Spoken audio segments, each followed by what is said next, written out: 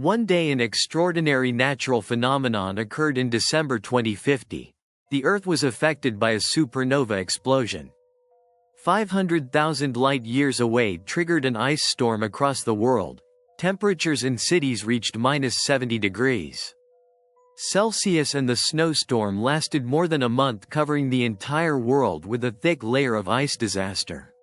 This causes the mass extinction of many living things including humanity. Zhang Yi is a warehouse manager at the facility.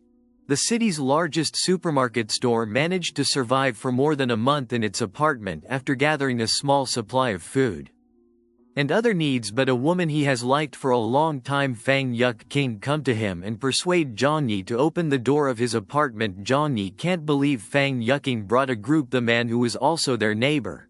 They took all their food supplies and even mutilated their bodies to be used as a food stock in the midst of excruciating pain and approaching death. Zhang Yi swore he said will take revenge for the betrayal and pain he experienced. Music. Whatever happened, Zhang Yi woke up back in her apartment. She seemed to be given a second chance to live.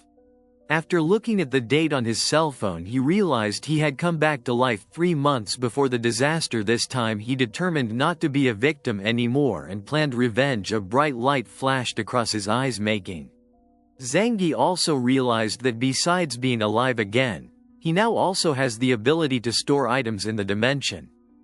Others with unlimited capacity like in-game inventory take advantage of this power. Zhang Yi, planning to gather food supplies and other necessities to survive, trying to enjoy his life before the disaster. Zhang Yi enjoyed luxurious meals and paid for them with a credit card without worrying about having to pay it off. When walking out of the restaurant, Zhang Yi accidentally met Fanqie with his friend. The cunning woman who tricked him in his previous life even took his hand for her food supplies, then pretending to Yucking and his friends invite them to go shopping together while keeping a revenge plan in mind. His heart. Upon arriving at the apartment, Zhang Yi put all his shopping into the storage dimension while thinking there is still a lot that he has to prepare before the disaster comes.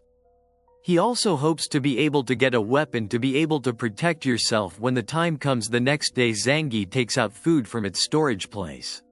Realizing that the food would never rot as long as it was stored there, Zhang Yi then ordered thousands of catering portions. Food to be sent immediately on the grounds of having a big party. Then Zhang Yi took the certificate apartment and mortgaged the apartment and other valuables for a large loan before the money was lost.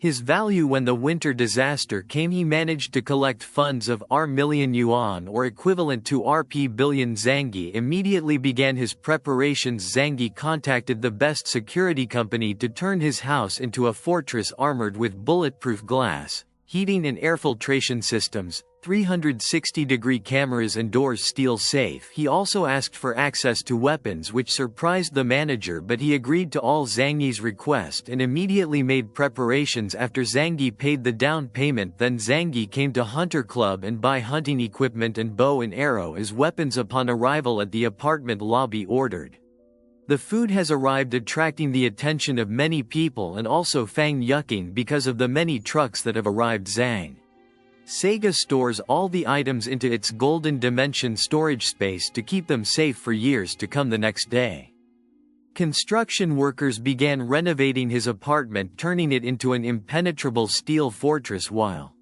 his neighbors were confused and surprised by all the changes in Zhang Yi, but he remained focused and confident that they would notice. Truth in time. Zhang Yi also bought drugs from the drug factory at a high price to ensure he get all the medicine, even though the medicine had been ordered by someone else before. Zhang Yi started to attract Fanqie's attention. Curious about Zhang Yi's large-scale preparations, King contacted Zhang Yi, curious about what was going on. Zhang Yi planned and said that he was missing Zhang Yi, but Zhang Yi, ignoring his fake concern, made Fanqie upset. Meanwhile, the construction of the Zhang Yi protection fortress completely finished with a surveillance system on every floor of the building. Zhang Yi was satisfied with the results. He He knew he would not need to pay off the bill because the world will soon experience chaos. The last delivery of drinking water arrived, delivered by your uncle, one of the neighbors who was kind to him in his previous life. Zhang warned your uncle about the weather, the upcoming extreme, and your uncle, though hesitant, also plans to hoard supplies. Zhang spends his days continued with his preparations by buying more items and practicing archery the day before the disaster. Winter. The weather started to get worse. While working, Zhang put medicine in the drink and served the drink to his colleagues. Soon they all fell asleep soundly just as planned. Zhang turned off the camera supervisor and quickly moved all warehouse supplies to his storage room, including fuel, food, and other essential equipment. His attention was drawn to the cold resistance equipment that had just arrived, which was designed to survive extreme temperatures. Then he kept it to perfect his alibi. Zhang too took special sleeping pills and lay down with his friends. 2 hours later, Johnny was woken up by his friends. Panicking, they said that all the goods in the warehouse had disappeared. Zhang pretended to be surprised to hear that. Don't understand how the stock of goods for a city just disappeared in such a short time. His boss contacted Johnny and immediately accused him of being the mastermind behind the theft, but Zhang denied it, saying that he did not have the ability to do that. All the staff were then taken to the police station and interrogated, but no leads were found. The police warned them not to leave town during the case investigated. Zhang said in his heart, let alone leaving the city, he wouldn't even leave his apartment. The incident of the large amount of inventory loss made headlines in the media. All the confusion. How the supply of basic necessities and logistics for a city disappeared without a trace in just 3 hours. On the same day, the same snow began to fall. Zhang realized this snowfall was a sign that a frozen winter disaster was coming soon. It started when he rushed home to his apartment 3 days later. The frozen winter disaster came without warning. It is realized by all mankind that the shock wave from the supernova explosion brought disaster to the entire Earth, resulting in the temperature dropped drastically throughout the night. Seeing the snow falling from inside his apartment, Zhang knew that this time this storyline will be different. When thick snow begins to cover the city, the apartment residents begin to feel restless. Zhang, who was observing the situation, knew very well that for many people this might be their last chance. They saw the snow and knew this blizzard would last a long time and many would not survive the day. Both piles of snow had reached a height of over 1 meter and were blocking the entrance to the apartment complex so that they had difficulty going out. The extreme cold weather made the apartment residents cold even though they had turned on the lights. The heater is different from Johnny, who sleeps in his warm apartment. Johnny then wakes up to the sound of a call from Fanqie asking about what happened and only got a cold response from Johnny. Ending the conversation without giving any information, Fanqie shamelessly sent a message for Zhang to send it food because he couldn't go out, and knowing that Zhang had hoarded a lot of food, Zhang responded by sending photos of the meat dishes and luxurious drinks he was going to eat, made Fanqie say he would accompany Zhang to eat together, but Zhang refused sarcastically, saying if Yuking wanted he could buy it himself, and then turned it off his phone while enjoying his food. Johnny realized something was happening through his surveillance camera. Johnny saw Tian Lin, the building manager, announcing that the residents should not panic because a snowstorm was coming. Immediately stop and prohibit hoarding of food supplies or he will report it to the police. Down to the crowd of Johnny deliberately provoked Tian Lin by questioning how Tian Lin was sure that the storm would occur. The snow will soon subside. This question made other residents urge that they be given the opportunity to stockpile materials, food, or Tian Lin must be responsible if something happens. Tian Lin said that the building manager works same as the city authorities are taking action and everything will be under control. Tian Lin tries to divert attention by blaming Johnny, asking him not to provoke, but Johnny remains calm, and no matter, he returned to his safe apartment away from all the commotion. A week passed by. Snow keep piling up around the apartment building. Tian Lin, who can't stand the condition, asks Zhang for help to clear the snow at the entrance. Zhang refused to call the effort in vain, making Tian Lin even angrier. Tian Lin claimed that the request came from the neighborhood committee, which Zhang Yi had to obey, and suggested that Tian Lin ask for help from Chen Zeng, construction boss or rich man who can afford to pay other people if you don't want to work. In Zhang Yi's heart knew that Chen Zhen and Su Hao were among the people who looted his apartment and tortured him there. Tian Lin's past life seemed upset. He then asked for help from Chen Zhen and Suha in the chat group. That Chen Zeng was angry while Suha ignored him with the excuse of being busy, which made Tian Lin even more annoyed and blaming Zhang Yi for the chaos that occurred. Feeling disturbed, Tian Lin finally called Zhang Yi directly. Pribadiangi felt annoyed and threatened to kill him if he continued to be disturbed, making Tian Lin scared. Not long after, then Chen Zeng appeared in front of Zhang Yi's door angrily, thinking that Zhang Yi was acting arrogantly and opposing him. Chen Zeng started banging on the door with threats.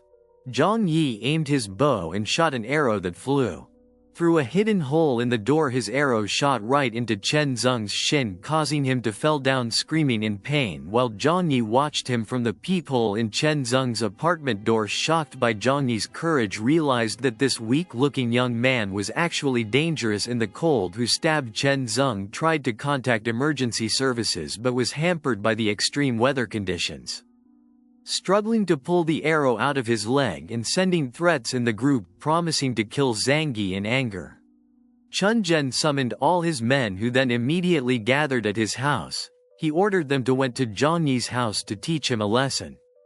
Soon after, a group of armed men led by a bot men arrive in front of Zhang Yi's house for revenge. When they try to break through the door, their weapons break. They were shocked to realize the door was made of steel. Confused and helpless, they realized that their efforts were in vain. Zhang Yi, who was watching through the CCTV camera, immediately took a water hose and sprayed cold water towards the group of people, causing many of them to lie cold on the floor. Only a few managed to escape, while Zhang Yi is satisfied seeing the effect of cold water, which is a deadly weapon in that extreme. Chen Zeng's house, some of his surviving men were shivering with cold. They reported about the beige Zhang Yi door, which is hard to penetrate, and his tactics use cold water to attack Chen Zeng. Frustrated, ordered the child his men were guarding around Zhang Yi's house to catch him when he went out. Meanwhile, Uncle Yu seemed to be leading a group of people to clear snow at the entrance of the building to find a way to the supermarket talk. After a while they gave up because the work was too hard. From his apartment, Zhang Yi observed, sure that human efforts will not be able to fight the snow that covers the world. News on television reports on handling the snow disaster. But Zhang Yi realized that 95% of the world's population would freeze to death in this disaster. Fang Yuqing sent a message to Zhang Yi, complained about his dwindling food supplies and hoped that Zhang Yi could give him some food. Zhang Yi replied by sending a photo of the lobster he was going to eat, making Fang Yuqing feel annoyed and disappointed. Fang Yuqing's friend who saw this contacted Zhang Yi and said that Zhang Yi had made Yuqing sad and must be responsible. Zhang Yi considers it a small drama and replies coldly, making friends. Fang Yuqing was annoyed. Fang Yuqing and his friends started to think about looking for another man who was easier.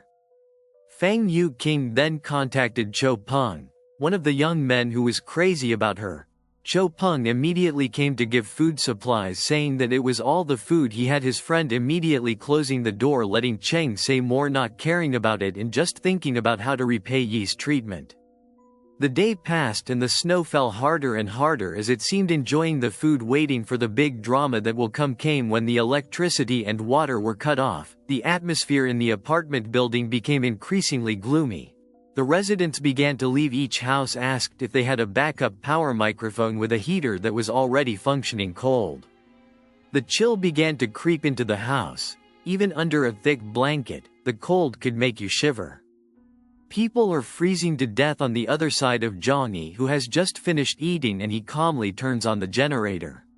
The electricity he took from the warehouse was in a state of chaos outside, and he realized that now all means were needed to survive. Tian Lin, a member of the neighborhood committee, shivered and hugged his grandson, shocked to read in the group city authorities that this snowstorm is a global disaster and major impacts have been experienced in all cities. Message. It reminds everyone to immediately increase their supplies. Tian Lin plans to take advantage of the situation. This then sent a message to the apartment residences group assuring them that this disaster was only temporary and handling is being carried out. He said that he received orders from the environmental committee to arrange distribution of supplies so that all residents must give all the supplies they have to him to be recorded and distributed evenly to all residents, and anyone who does not comply will dealing with the police. The notification message from Tian Lin sparked dissatisfaction, especially from Chen Zeng, who felt uncomfortable, but he knew that police orders had to be obeyed. Zhang Yi remembered that Tian Lin also doing the same thing in his previous life. Tian Lin contacted Zhang Yi to immediately collect food because he must have a lot, because he saw Zhang Yi buying a lot of food before the disaster, but Zhang Yi replying sarcastically, claiming that he is also running out of food supplies. Heng Yi asks Tian Lin to bring them instant if he starts collecting food. Tian Lin almost faints from anger reading the message from Zhang Yi, who ruins his plans but realizes that he and his grandson may depend on Zhang Yi in the future. Tian Lin calmed himself down and started planning his next steps. Food supplies became the most important thing, and he tried to take transfer supplies from other residents in the hope of tricking them. Soon after, Zhang Yi noticed through his surveillance camera he saw Tian Lin managed to collect some supplies from the residents who believed him. Zhang Yi felt that people who believe in Tian Lin are fools because the weather will only get worse and food will be scarce. It will be increasingly rare. Some residents have started to complain in the resident chat group asking when the food will be distributed. Done because they had run out of food. Tian Lin only paid attention to the messages from the residents without responding. In his heart he said that all these supplies were his when his grandson told him on his cell phone. Tian Lin was surprised to see Chen Zeng calling him. Chen Zeng said he was amazed by Tian Lin's trickery. But Tian Lin said he couldn't distribute food because he was still collecting data.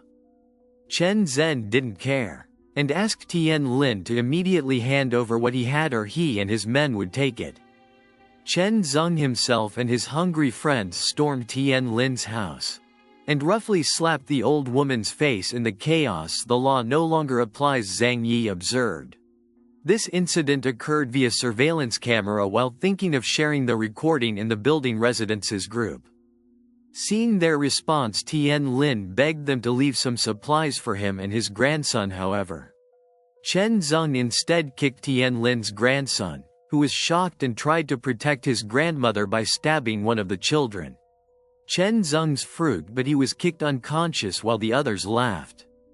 Chen Zeng did not show any pity and thought that the old woman deserved to be treated this way because they were only carrying out justice. In the resident chat group, several people supported Chen Zeng's actions, calling it the right way to deal with scammers like Tian Lin. Zhang Yi, who read the comments, felt that these people were stupid and did not understand the problem. In fact, today Tian Lin's house could be their looted house tomorrow. But for Zhang Yi, all of this it wasn't the problem. A few moments later, Tian Lin sent a message in the group that Dr. Yo was treating his grandson and he needed medicine. Reading the message, Zhang Yi remembered the figure. Dr. Yo is a kind doctor whom he knew in his previous life and has saved many people. Music. Tian Lin people keep asking for help. Drugs in the building residences chat group. His request only received sarcasm from other residents who did not believing or giving help. Zhang Yi, who witnessed this incident, only thought that this was karma.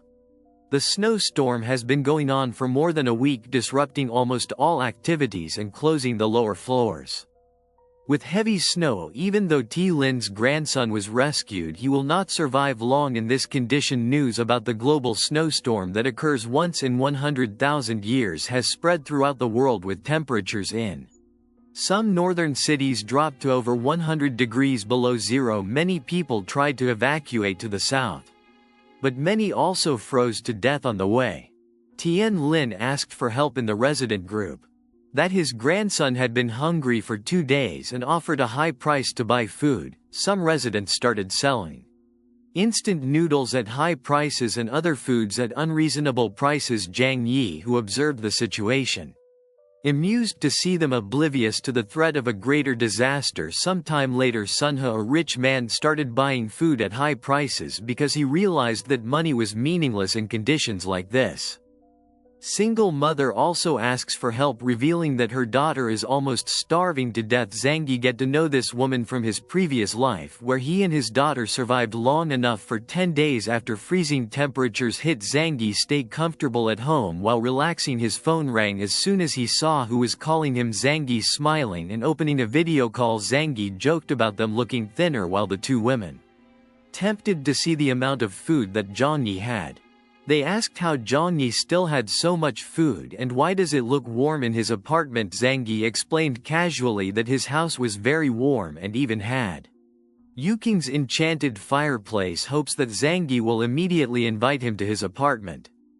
Zhang Yi firmly refuses Yuking's request and sarcasm. Yuking was angry and felt insulted. Zhang Yi said that Yuking needed food, he could ask for it from the rich men he usually took advantage of. Coldly, Zhang Yi hung up the phone. Yuking, who feeling insulted, throwing his phone to the floor, he realized that the man he once considered stupid was now much more smarter than he thinks. Friend, come on. King praises Zhang Yi. He considers now Zhang Yi better than the rich men they usually meet. King and his friends end up getting into a fight, physical, but even though they fight they still maintain their friendship. On the other hand, the government announced through television that the snow disaster is getting worse and electricity supply will only be available at night with low voltage. The main power plants are no longer functioning and everyone is being asked to conserve energy now. Everyone is starting to realize that this disaster is not going to end anytime soon. Still feeling upset with Zhang Yi, Yuking took his phone and called Shuang, telling him how Zhang Yi tried to ruin his self-esteem just because Zhang Yi had food. Hearing the story, Shuang, who was already burning with anger, called Zhang Yi as the dregs of society. He said that Zhang Yi should be punished and faced. Seeing Cheng, Yuking's anger growing, making matters worse by misleading Cheng to go rob the Zhang Yi house. Soon the three were standing in front of the door of the Zhang Yi house. Each hid a kitchen knife in their hands and started knocking on Zhang Yi's door. Who monitored all of this through surveillance cameras knew that the three of them were carrying weapons and intended to hurt them. Knocked on the door and asked to exchange the medicines they brought with food. Zhang Yi was already annoyed with the deception attempt, decided to act aggressively. He held the water hose with the intention of dousing them and end the problem, but when Zhang Yi saw the trash cans piling up, a new idea came to his mind. He changed it. His plan in an unexpected way. With the skills he somehow has, Zhang Yi starts spraying water dirty from the hose towards the three people. The result was that they and their surroundings were full of Zhang Yi rubbish, even said that this was the food they deserved and they could eat it. After that, Zhang Yi left. They were in front of the door and went to sleep without feeling the least bit affected by their screams. That night, Zhang Yi woke up to the sound of a loud gunshot, even though he already knew that in the end the law of the jungle would prevail. The sudden sound of gunshots still made him startled. Zhang Yi quickly checked the image from the camera.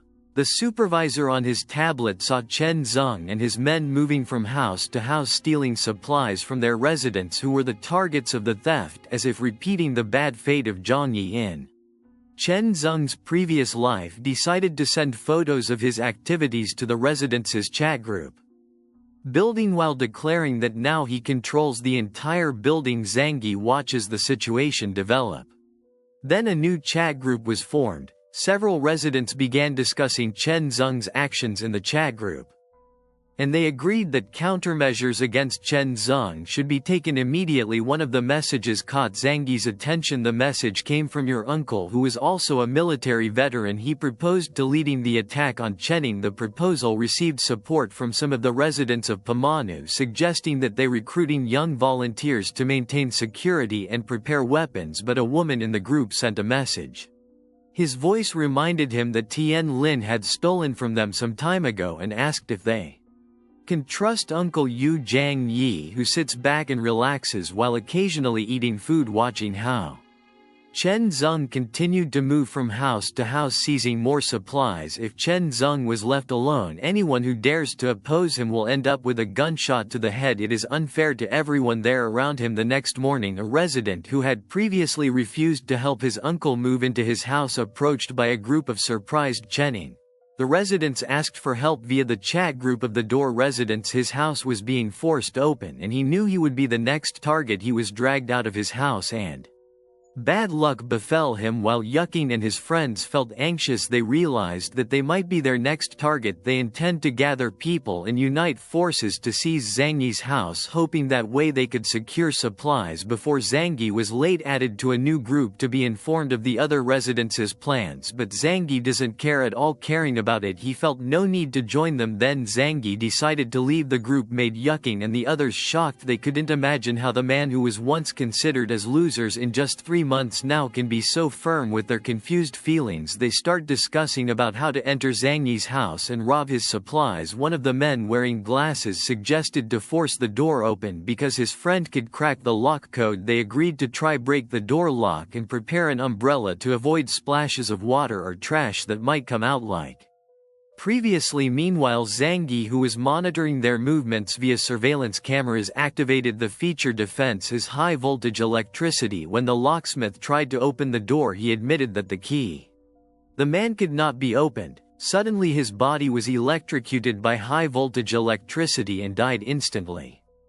The bespectacled man points at the door, angrily berating Zhang Yi as a monster, and orders him to get out. Zhang Yi take the bow and aim it at the hidden hole in the door. The arrow is fired from a hidden hole in the iron door. It hit the left arm of the man with glasses, making him scream in pain. 2 other people who tried to help were also hit by arrows, while Yuking and the others immediately fled back to their homes. Upon arriving at the house, the 3 people who were injured by the arrows were lying on the ground. The floor groaned in pain. In the midst of the chaos, one of the girls in the group slapped Yuking's face, blamed him for the incident. The girl accused Yuking of not telling her that Zhang Yi had Yuking's weapon, defended himself by saying that he didn't know about it because previously Zhang Yi just spraying water and trash. Meanwhile, Choang still defends Yuking like a man usually does. The injured glasses immediately remembered the most important thing, which was to take care of their wounds. They contacted Dr. Yokier came to check the condition of the victims after seeing the deep wounds. Yokier was shocked and explained that without adequate medical equipment their chances of survival were no more than 20%.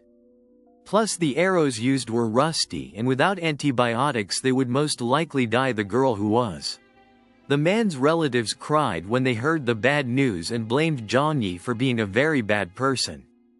Cruel and deliberately trapped them. At that time Dr. Yokier did not know who Zhang Yi really was. After giving warning about the importance of getting medication, Dr. Yokier reminded that the heat should be removed immediately, otherwise things will get worse for them. The bespectacled man lying on the floor is now getting more and more panicked and shouted for Zhang Yi to immediately provide the necessary medicine to save them. In the meantime, Yuking realized that Zhang Yi had changed a lot now. He started to remember how Zhang Yi started to keep a lot of stuff in his house in recent times. Music. According to Yuking, they tried to rob his house but failed and got injured instead. Yuking blamed Zhang Yi for the incident in the corner of Dr. Yokier's room, listening to feel that those people actually deserve the consequences of their actions. 1.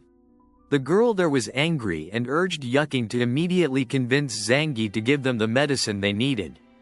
Even Cheng, who usually defends Yuking, now agrees with the demands because without drugs they all will die. Finally they agreed to contact Zhang Yi. The phone was picked up and Ying started to cry, explaining that the injured men were dying, hoping that Zhang Yi could help, but Zhang Yi asked coldly why he should help them. Then the injured man's sister took transfer the phone and called this a Zhang Yi obligation because he was the one who injured them with the rusty Zhang Yi arrow. He replied coldly and admitted that he had deliberately used the arrow to make them suffer. He added that he won't help, but Yuking can come and stay with him. Hearing that, Yuking grabs the phone and says that he now belongs to Zhang Yi, who can do anything to him. Yuking's friends ask Zhang Yi to invite them and Zhang Yi agrees, but only wants Yuking. He asks Yuking to keep his distance. With the others, Yuking wanted to leave, but his friend tried to pull him back. Irritated, Yuking pushed him away roughly, until one of the women slapped her hard and called her a shameless woman. That made Yuking even more angry. And he tries to convince Choang to help him out of that situation and support his wishes together. Zhang Yuking softly said prefers Zhang Yi to Shuang, who looked weak when he was about to leave again. His friend stopped, reminding him that everything that happened was a result of his actions and he had no right to live. Happy alone, Dr. Yokier reminded them that without medicine their fate would be bad, and then left the man glasses proposed to spread information about the Zhangyi food supply, and with the help of the building residents they can seize Zhangyi house and get the drugs. Yuking opposes the plan because it will ruin his wish with Zhang Yi. But the other girls insisted that Yuking had no right to speak. Shuang, who was hesitant, finally agreed and they shared Zhang Yi's photos and videos to the building residences group, encouraged them to unite against Zhang Yi Chen's egoism. Zhang and his men were immediately tempted to loot and take revenge on the Zhangyi in the residences chat group. Building 25 was flooded with messages asking for food. Some just wanted one meal, and Aunt Lin asked for instant. A mother even asked Zhangyi to be her husband and her child's guardian. In response to the request, Zhangyi only sent a voice message which firmly stated that he would not feeding them like pets and it won't help anyone. Zhangyi is bored with his routine. Just staying at home, he imagined enjoying the snow scenery with his snowmobile. Suddenly his cell phone rang, informing him of a message from Dr. Yokier. In the message was Dr. Yokier reported that their supplies of medicine and food were running low and asked if Zhangyi was willing to negotiate. Zhangyi remembered the death of Dr. Yokier in his previous life, who died because of his kindness, but he knew more and more. The smarter a person is, the more dangerous. That is why Zhangyi sent a reply stating that he would provide food supplies and medicines, but on condition that Dr. Yokier must exchange the favor for information. Z offers to have Dr. Yokier becomes his spy and tells the other residents his plans, otherwise he has to follow them and facing the same fate. Dr. Ye fell silent, contemplating whether this was the right decision. Zhang asked Dr. Ye to come with useful information in return for supplies of food and medicine. After careful consideration, Dr. Ye accepted the offer. Not long after that, PR sent a final threat to Mbari. Food supply crisis or face the consequences. Zhangyi responded casually, said that his food supplies had just run out, which made the man even angrier. They planned to stealing everything. Zhangyi has Dr. Yokier and Pamanu give warnings to Zhangyi to convince him even more that Dr. Yokier worked with Zhangyi to prepare a defense plan and reminded Dr. Yokier to stay away from the crowd. At 230 a group of armed occupants attacked Zhangyi's house, trying to destroy the door. Looking through the surveillance cameras, Zhangyi activates the high-voltage device. People near the door are electrocuted electricity and fell unconscious. The survivors tried to retreat, but they were blocked by Chen Zeng and his men, which forces them to continue destroying the door or face death. The bespectacled man reminds the residents to avenge the death of their neighbors by killing Zhang Yi while motivating them with the lure of a warm hearth and food. Overflowing in the Zhangyi house, their spirits rose, and with large pieces of wood they tried to break down the door of Zhang's house. Yi, who was enjoying wine, played fast-paced music through the sound system as if to add to the rhythm of the struggle. After 20 minutes the door was only slightly scratched and the occupants were starting to get tired. Without them realizing it, the door, made of very strong steel, equivalent to a safe door, it is almost impossible to destroy. When an inhabitant tried to approach the door, Zhangyi aimed with a bow and arrow, injuring the throat of the person who approached. The arrow attack made the other residents panic and retreat, even though they had advanced technology as a defense. Zhangyi considered it legitimate as self-defense after the occupants were forced to retreat. The bespectacled man, who congratulations on starting to make new plans. The residents of the house realized that even though the door of the Zhangyi house was made of steel, the walls were just made of ordinary cement. They then turned to hitting the wall next to the door and cracks began to appear. But when they checked further, they were surprised to find a layer of steel behind the wall, a man with glasses who, at first he was afraid to approach, but now he dared to check the condition of the wall. His surprise increased when he realized that all the walls of the house were covered in steel, as if Zangi had prepared this fortress to face situations like now.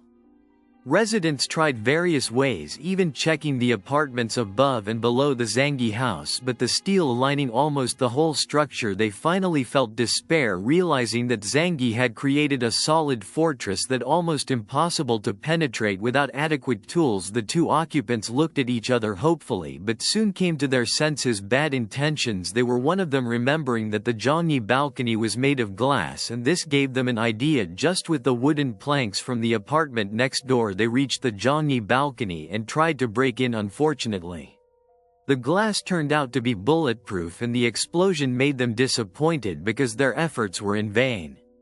Zangi, who was sitting calm down inside, then helped them by throwing some Molotov cocktails into the hole in the wall where the bombs fell from the balcony ceiling, hit and burned the occupants gathered there. In a moment of terror and panic, struck one of them, jumping to avoid the fire, while the other endured the spreading heat, feeling warm but with unbearable suffering. The residents who tried to return to the next apartment, blocked by others afraid of being trapped in the flames. Some fell from the wooden planks, while others took advantage of the heat to warm up Zangi's body a little. Just watching all the chaos with calm down, the desperate residents returned to Zhangyi's balcony begging for food without Zhangyi's pity, showing the plates of warm pasta in front of them. Enjoying their expectant expressions, he announced that whoever brings Chen Zeng's head will get a week's supply of food. Hearing that, the residents immediately looked at Chen Zeng, who immediately locked himself in the apartment next to Chen Zeng's followers, trying to protect him. But tensions continued to rise. The next morning, some of the hungry residents ambushed Chen and his followers, hoping to seize the food promised to them by the two residents who attacked Chening. Finally lying helplessly, Chening, the leader, ordered his men to store them as food reserves, but the attack left Chening injured in the back, and he immediately called Dr. Yokier to treat him. While treating the wound, Dr. Yokier confirmed that his services were not gratis and offered to eat with them in return. Pa refused to eat, preferring to die of starvation. Chen Zeng also promised that Yokier would be. The latter was made into food. Even though Dr. Yokier tried to leave, Chen Zeng held him back until the wound finally healed.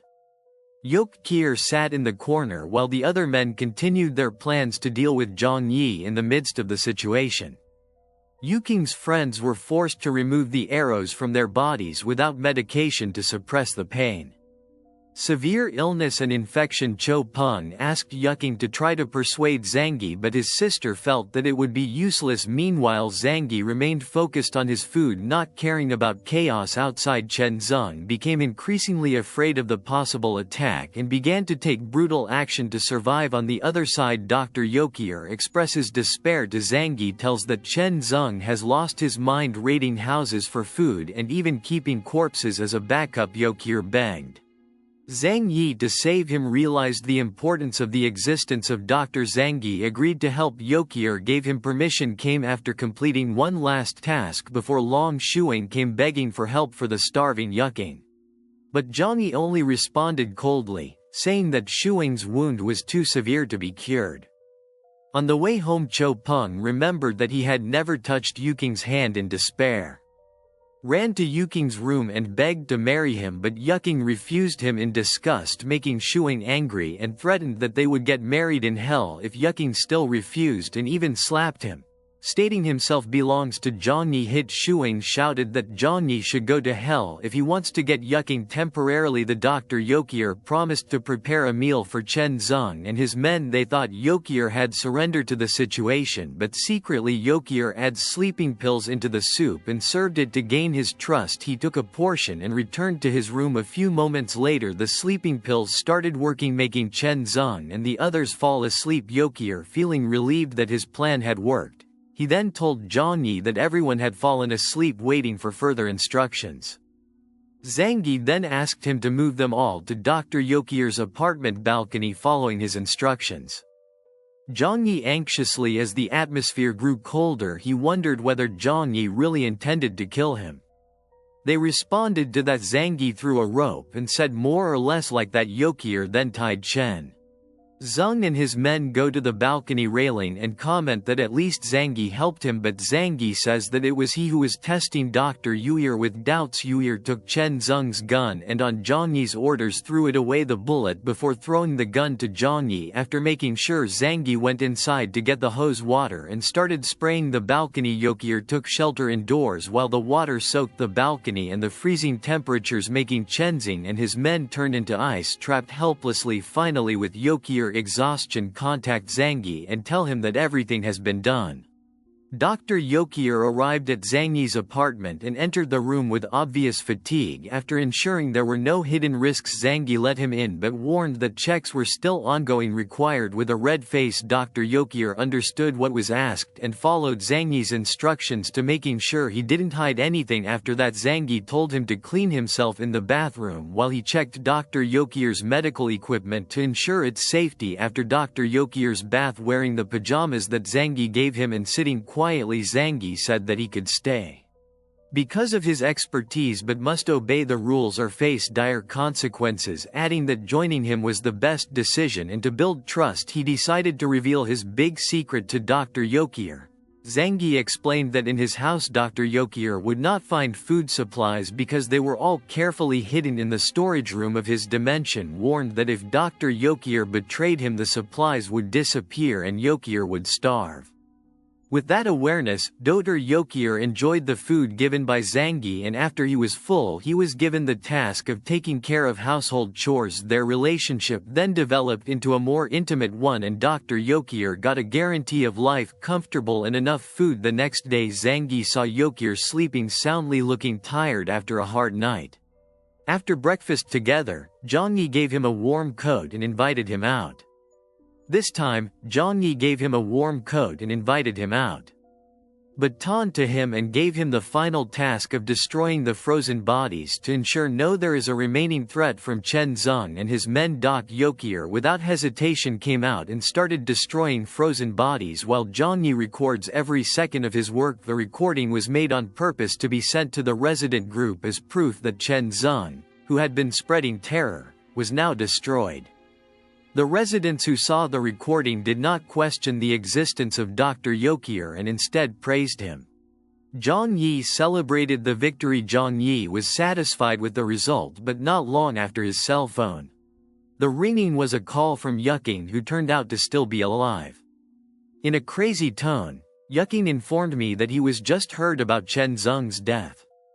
He thought Zangi was with Dr. Yuir because he thought Yuking was dead, but now Yuking is ready to belong to Zangi. Behind Yuking, his friends look angry and ready to finish him off. While Zangi and Yuir heard the sound of an argument there, Zangi took the opportunity to mess with Yuking's mind by sent a photo of himself with Yuir while stating that Yuir was his fiancé. As soon as he received Yuking's message, ran to his phone and saw the photo, which broke his heart. In madness he screamed that he loves Zangi more than anyone, but Zangi coldly reminds her that she now loves Yuir, then hang up on Yuking's friends who were previously angry because he wanted to be with Zangi and left them. Now feeling that it was comparable to Zangi's suffering, he felt satisfied seeing the suffering and then asked Yuir was he too cruel. Yuir replied calmly that what Zangi did was the right thing, remembering that initially he only wanted to help Samara in the building across from someone who couldn't stand it anymore. Life decided to jump from the balcony, but the event did not affect Zangi and Yie in the slightest. After a while, Zangi's cell phone rang and Uncle Yu's voice was heard, looking embarrassed.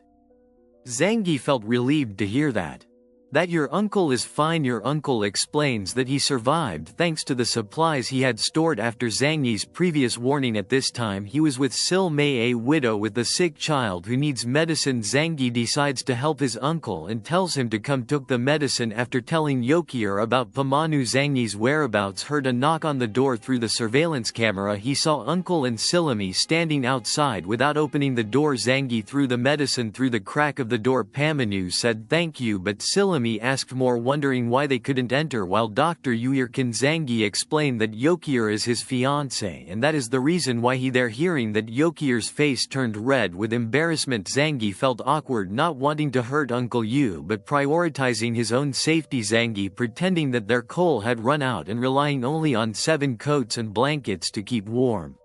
My uncle finally got annoyed and stated that the medicine was enough and they still had food supplies.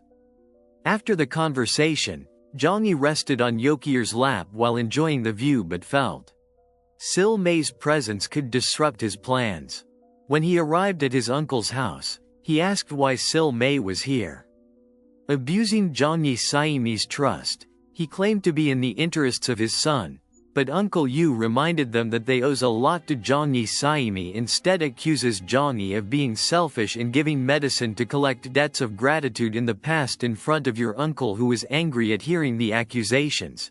He warned that his patience had limits and if he continued insulting Johnny, Silame will be alone. The woman finally chose to remain silent. The next morning a group of people from the next building dug a tunnel under the snow and entered building 25 where Zangi is located. Everyone they meet is considered an enemy and the first inhabitant of Malong they met and were immediately beaten until they fell. They found out about Zangi's sturdy door and decided to bring dynamite to destroy the door. One of them blamed the dynamite and the explosion that occurred caused great damage. The loud sound of the explosion woke Johnny up. Quickly rushed to check the situation through the surveillance camera. Zangi saw the construction workers from the building. The people who came to check the situation were sure that the explosion would damage the door. However, it didn't. There was something that happened that made people angry so that they wanted to seize what he had. Zangi retaliated. In an evil way, Zangi uses grenades and molotovs, which easily solves the problem at once. They're cold. Zangi used his Glock to put to sleep some people who tried to take his supplies. The dwindling supply of bullets reminded Zangi that the threat from another building was getting closer and explosions in. The sound of the gunshots scared Yokier, but he tried to hide his fear and continued. His job is to act immediately. Explain in the building residents' chat group that the explosion came from the building residents. Others who tried to blow up his house to rob him, he managed to chase them away and protect some of the residents. Everyone was grateful for Zangi's decisive action and then contacted his uncle for more information. Your uncle continued to tell him that the group from Building 26 led by Huang Tianfang attacked the residents. And stealing food is similar to what Chen Zeng Zhang Yi did, saying that they will definitely revenge, so they have to prepare and unite the residents to survive. Zangi talks to Yokier about his concerns that the neighbors could stab him in the back. He gave Yuir the task of gather information about groups from other buildings with Uncle Yu. 2 days later, Yuir, who is now wearing a maid's outfit, reports that the strongest group that controls the environment is the group from Building 26, followed by the group from Building 21. There are 2 other groups that are also strong but have not yet acted. Zangi concluded that the other residents have fought each other and are no longer a threat.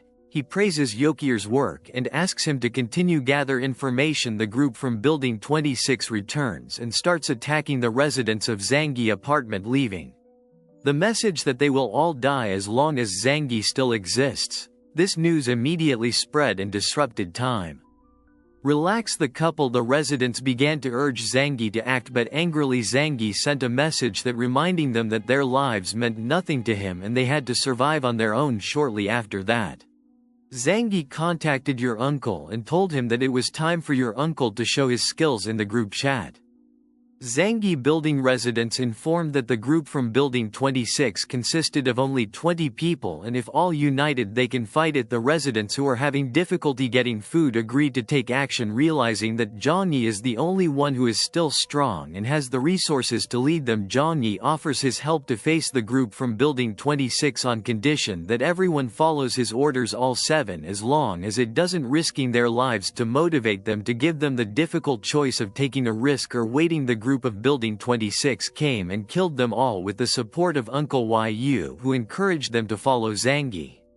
The residents agreed to obey his orders and Zangi also promised a vehicle to go out to look for food, which further strengthens his position as leader.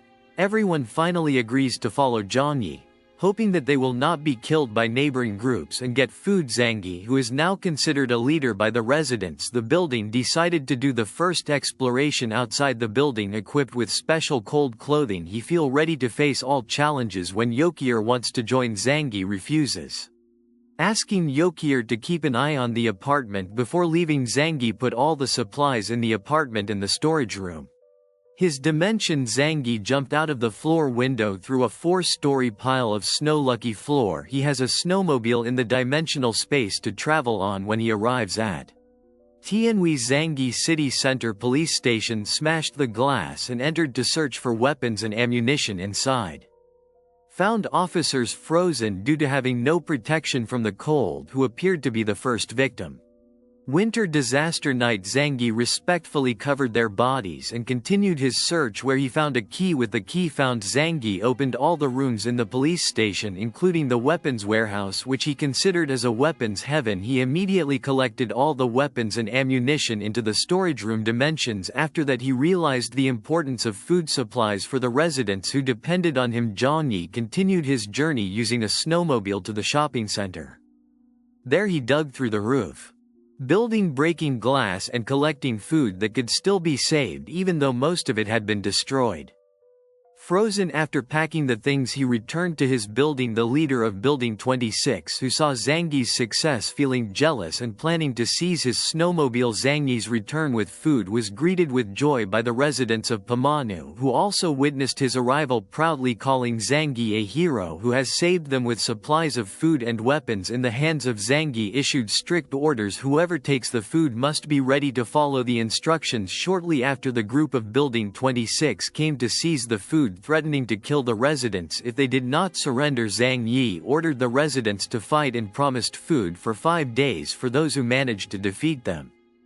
The spirit of the residents was boosted and they managed to defeat the attackers from Building 26. Zangie and Yokier witnessed the victory while some of the surviving enemy members fled. Many of the occupants there injured, but Yokier realizes that treating them will drain the medicine and food supplies, and Zhang doesn't will allow him. Zhang Yi to take advantage of the situation by cleverly rewarding P with food those who successfully defeat many enemies. This plan ensures everyone stays motivated and on track. Zhangyi's full control. One by one, the building's occupants follow Zhangyi's orders, standing firmly with weapons, and control the entire food supply. Their faces did not look happy when the lazy male Sahao complained about injustice of food distribution. Zhangyi kicked a candy towards him. Suha, who protested, fell silent. After reminded by Zhangyi, the residents who were initially disappointed began to feel better after seeing the more beautiful Suha.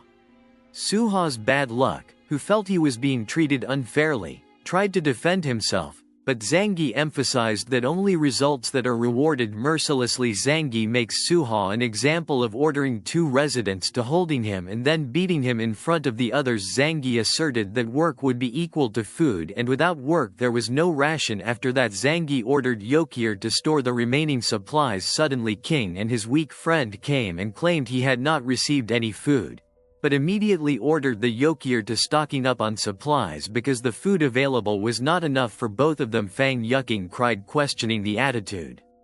Zhangyi, who seemed to not care about him after years together, as his response, Zhangyi gave him a hard slap and confirmed that he never liked her and was now engaged to a more worthy woman, Yokier. Others accused Fang Yuking of being a cheap woman, and Zhangyi agreed, saying she always took advantage of rich men for her own sake. Su Hao's personal gain also admitted to having slept with Fang Yuking several times, and other men also mocked him. The insults that Fang Yuking received made him run away, while his friend Yang Week was not spared either. The bad luck of 2 men dragged him to an unexpected place as a retaliation for his report on Sahao get better food and promised to be more loyal to Zhangyi. After the incident, Zhangyi strengthened the building's defenses by dividing the 47 occupants into 6 teams, each team guarding the stairs individually.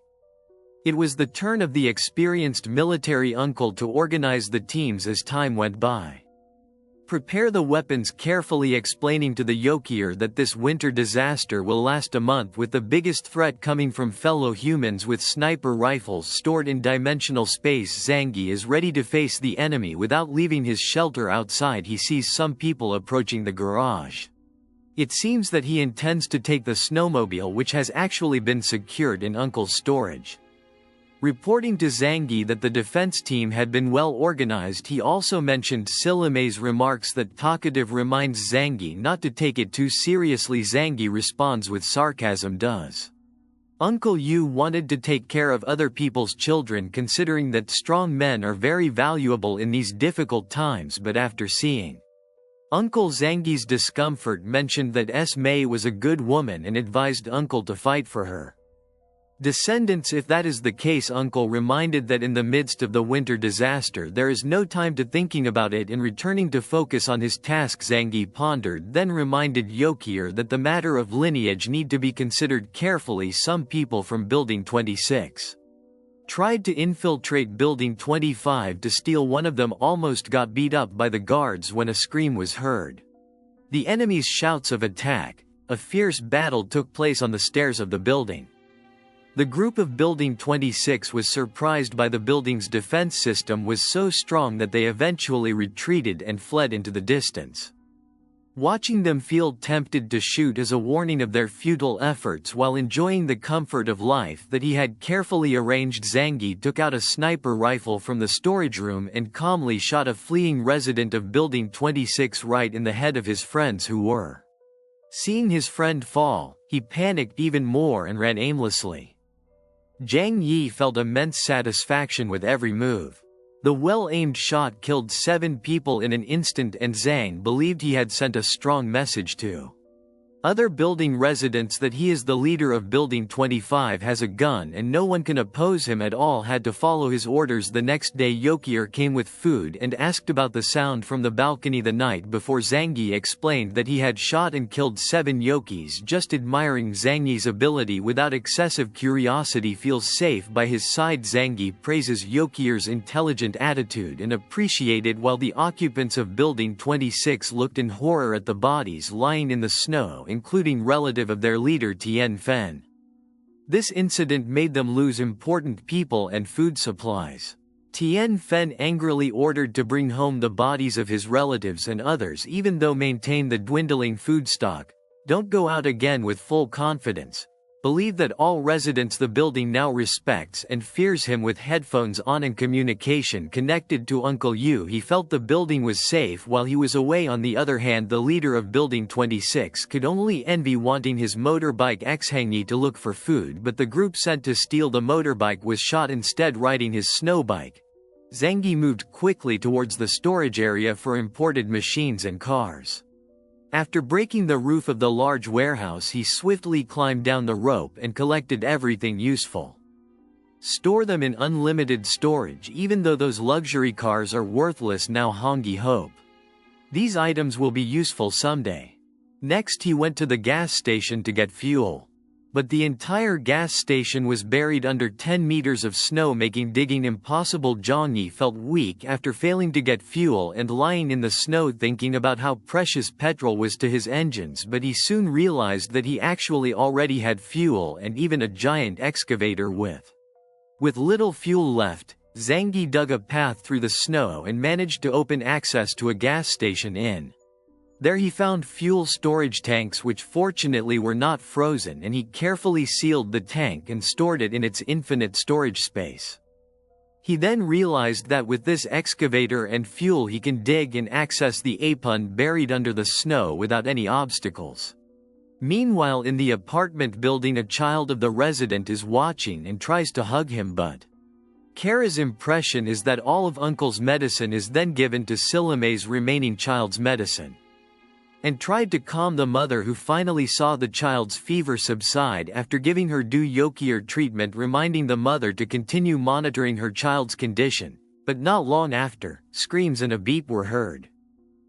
Lin attacks the baby. The mother is badly injured while trying to protect her son, although Dr. Yokier manages to save her. Save Bei. It was Bib Lin who lost control, accusing them that her grandson did not get help and No child should have the right to live in this place with such strong determination. Kier ran as hard as he could upstairs to save the baby, but Aunt Lin managed to catch his leg, causing the doctor to fall down. Uncle Yu came just in time to kick Bib Lin down the stairs. For Uncle to protect people, especially his wife Zhangyi, is a responsibility that must be carried out well. Aunt Lin, who is still raging, refuses to accept it. Reality, but Uncle Yu explained that their safety was thanks to Zhangyi's actions in getting rid of Chen Zeng. Yokier then revealed that after Chen Zeng left, he had begged Zhangyi to give him medicine for Aunt Lin's grandson, but when he arrived with the medicine he found that Bibin had killed his grandson in order to survive. Bibin's life screamed in anger, but the male residents who came with Uncle Yu agreed that his actions could not be tolerated.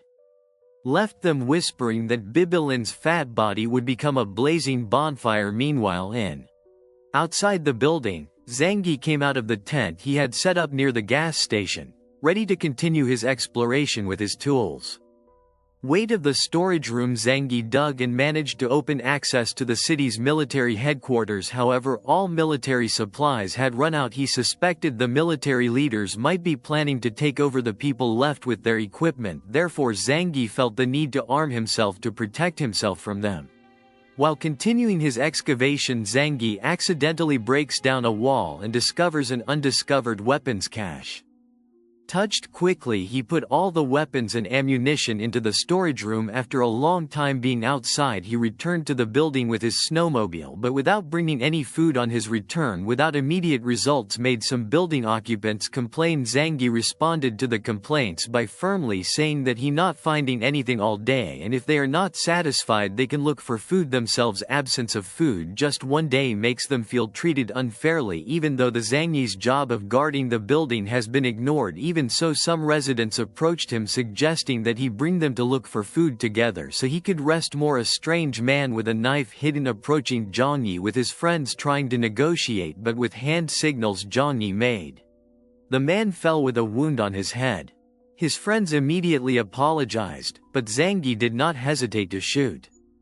They up to 4 fell motionless while the rest escaped through the window. The commotion was interesting the attention of your uncle and Yokier, who immediately came anxiously. Zhang Yi judged them as worthy traitors punished, but he gave mercy. Shelimi, who witnessed the incident, realized that Zhangyi's mercy just a warning so that others do not dare to repeat the act. Zhangyi went home without showing any consequences whatever the incident. Don't think that the exiled troops that he could use would be reduced when he arrived. At home, Zhangyi asked Yokier if anything happened while he was away. Yokier explained that Bibilin was crazy after the death of his grandson and attacked a mother, but the problem was resolved. In addition, Chen Lingyu from other buildings wanted to talk to him and expressed a desire to cooperate. Zhangyi was curious about Chen Lingyu's request and asked Ye for information about him. It turns out that Chen Lingyu used to have cosmetics company and now controls Building 9, an extraordinary achievement for a woman. Yokier suggested that Zhangyi speak directly to Chen Lingyu, who had already contacted him. Together with other building leaders, Zhangyi contacted Chen Lingyu via text to ask about her purpose of coming. Chen Lingyu revealed that they knew about his Zhangyi snowmobile and its power. He offered 76 workers who can use the Zhangyi snowmobile to look for food on condition that Zhangyi provides food ingredients. First of all, Chen Lingyu also warned that all the surrounding buildings would soon fight against Zhangyi. So it would be wiser to form an alliance. Feeling unhappy with the veiled threat, Zhangyi asked, "What will happen if he refuses?" Chening explains that if he refuses, Zhangyi will become the target of attack from all the united buildings. Zhangyi asked for time to think and hung up the phone, contemplating that even though his house was safe, if all the buildings are united, the building could be destroyed. Zhangyi received a call from Lian, the leader of Building 18, who offered Li Jan's cooperation. Revealed that Building 18 has been successfully restored with residents working together to sharing resources. He is willing to help Building 25 fight other buildings in exchange for needed supplies. After asking Yokier, Zhangyi learned that even though Building 18 had united, their resources were limited. Due to the large number of residents, Zangi felt the need for time to think about the decision, but some messages got into his phone and he told the Yoki that he might have to kill all those people in his heart. Yokier was satisfied with his choice to join Zangi. Zangi then asked Yokier's opinion about should they work together or destroy everything. Yokier is also asked to cut the body armor bulletproof to be installed on Zhangyi's leg. Zhangyi's plan becomes clearer. Told the residents of Building 25 that the neighbors were threatening to attack if their snowmobiles were not turned in. If that happens, every resident will have to find their own food.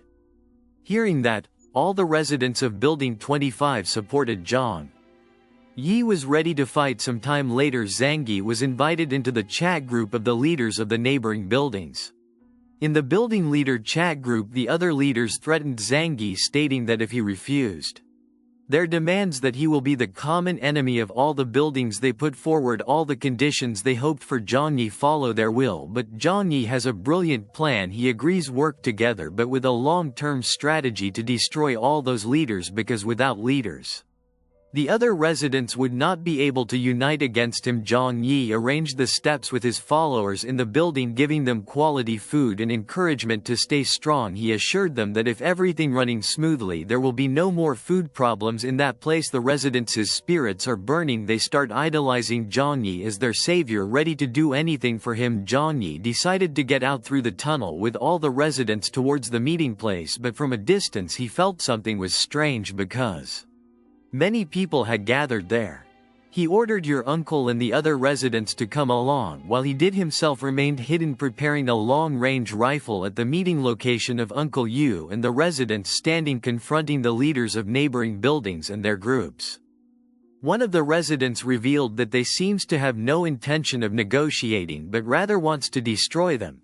My uncle explained that the goal groups from Building 265, 219 and 18 are for Zangi to work together because attacking his group would not yield results. They felt confident that even if Zangi's scary fighting so many people makes it impossible to win. One of the leaders even thinks Zangi is certain afraid of seeing their large numbers. The situation seemed to be in their favor. Tian Fang called out for Zhangyi to immediately appear to negotiate. Uncle Yu reminded that the leader would only meet with the leader, so they must approach Chenling, and the others questioned their courage to challenge. Are they not afraid of death? The situation became tense and Zangi contacted Uncle to warn them to stay away from the other group. With Uncle Yu's cleverness, asked his group to retreat for a moment to provide a distance that was far enough away. Signaled with a whistle, and in an instant a grenade was thrown into the middle of the enemy group with a big explosion, destroying the area behind the leaders, sending destruction all around them. Uncle Yu stood in behind the leaders, put the phone on speaker and asked if they still had questions for Zhang Yi. Wang Cheng was shocked and asked why Zangi used Z-violence, who had returned to his building, asked by phone why more than 1,000 people came just for negotiations and give a deadline of 5 minutes. If they don't agree to come to Building 25, everything will be over. Chen Ling, representing the leaders and accepting the terms, Zhang Yi felt satisfied after one explosion eliminated more than from 20 people, enough to give effect to the leaders of the neighboring building. They rushed up the stairs. The building without lifts looks tired. Zangi ensures all leaders are present before starting the meeting. In the meeting of the leaders put forward their conditions regarding cooperation with the dissatisfied Zangi. Zhangyi issued the gun and put it on the table, explaining that the gun was making his waist uncomfortable. Talking continued and the Bersi leaders remained stubborn. Zangi refused all their demands and offered 10 portions of food per day for each food distribution building. It is their business. Chen Ling, who felt the amount was not enough to demand more, but Zangi firmly stated that this was a choice. Finally, they can accept or choose war in a deadlocked situation. Tian Fang takes control, stated that Chenling did not represent everyone and that they wanted to accept Zhangyi's offer, but only if they get enough food. Zhangyi responds by cocking his pistol, asking if the amount of food he offered was too little. Li Zhang, who was calmer, suggested discussing rather than mutually threatening. Zhang put his feet on the table and asserted that food could not be obtained without limits. He then threw a bunch of seeds on the table, saying that they should start growing their own food. Tinang asked how can they plant in the snow. Danang explained that the land is snow and water will not become. Each building must send people to dig and plant, but in return will provide 10 portions of food and medicine, drinks and cigarettes. With that, it is slow cigarettes from his pocket and gave them to them while smoking. They confirmed the deal with. Each building receives 1 pack of cigarettes every day. Li Jian was about to speak, however, the 2 building leaders. Others immediately agreed to the Zhang condition as long as they could smoke every day. The other 3 leaders, pressured by the threat of Zhang weapons, with one of the leaders eventually urging the others to accept, while the 2 who have agreed do not give room for further discussion. They now just want to. The joy of Janji, standing near the window, saw the occupants of several buildings starting to move, indicating potential threat. With a gun pointed at the Zhang leaders, asked what was happening. Wang Kan, who had already supporting Zhang, convinced that there was no reason for an attack. Li Jian stated that if an attack occurred it was their own action. Zhang then ordered Uncle Yu and other residents to keep an eye on the leader neighboring building. After that, Zhang took out a long-range rifle and shot the leader. 1 Peru. The atmosphere became silent and the leaders in the room looked scared. A few moments later, confirming that the situation had been resolved under control, and ask whether they agree with the results of the negotiations between the 2 leaders who have agreed to be followed up. The others have no other option but to agree. After everyone agrees, Ba Kama's membership will start tomorrow. The annoying one left the money to replace the loan to do his job well, because he will continue to watch over them after leaving the building. The leader looks anxious, triggering the curiosity of the residents of Zhang, explaining that he is the one who controls situation and have agreed to provide 300 portions of food every day for those. Some residents feel they are not satisfied and asked why there had to be so many. Zhang replied that without this agreement they would have to fight more than 1,000 enemies from the neighboring building, which would cause many deaths. That's why he chose provide food for their safety. The residents were moved and cried, realizing that only Zhang who can lead and take care of them well. After everyone left, only your uncle remained. Your uncle felt embarrassed because the situation did not go as he had hoped. Zhang then invited his uncle to talk more privately and reveals his true plan. He plans to finish off the leaders of the neighboring buildings at once, but only the 5 most influential leaders were targeted, and the plan was put on hold. If those 5 leaders fell, the others would become more motivated to destroy Building 25. Pamanu now understands and is impressed with the ability. Zhang planned everything carefully. Zhang emphasized that now they just need to wait for the right time, because the neighboring building occupants will weaken as time goes by, and with only 300 food they will destroying themselves. Zhang also asked your uncle not to tell anyone about this.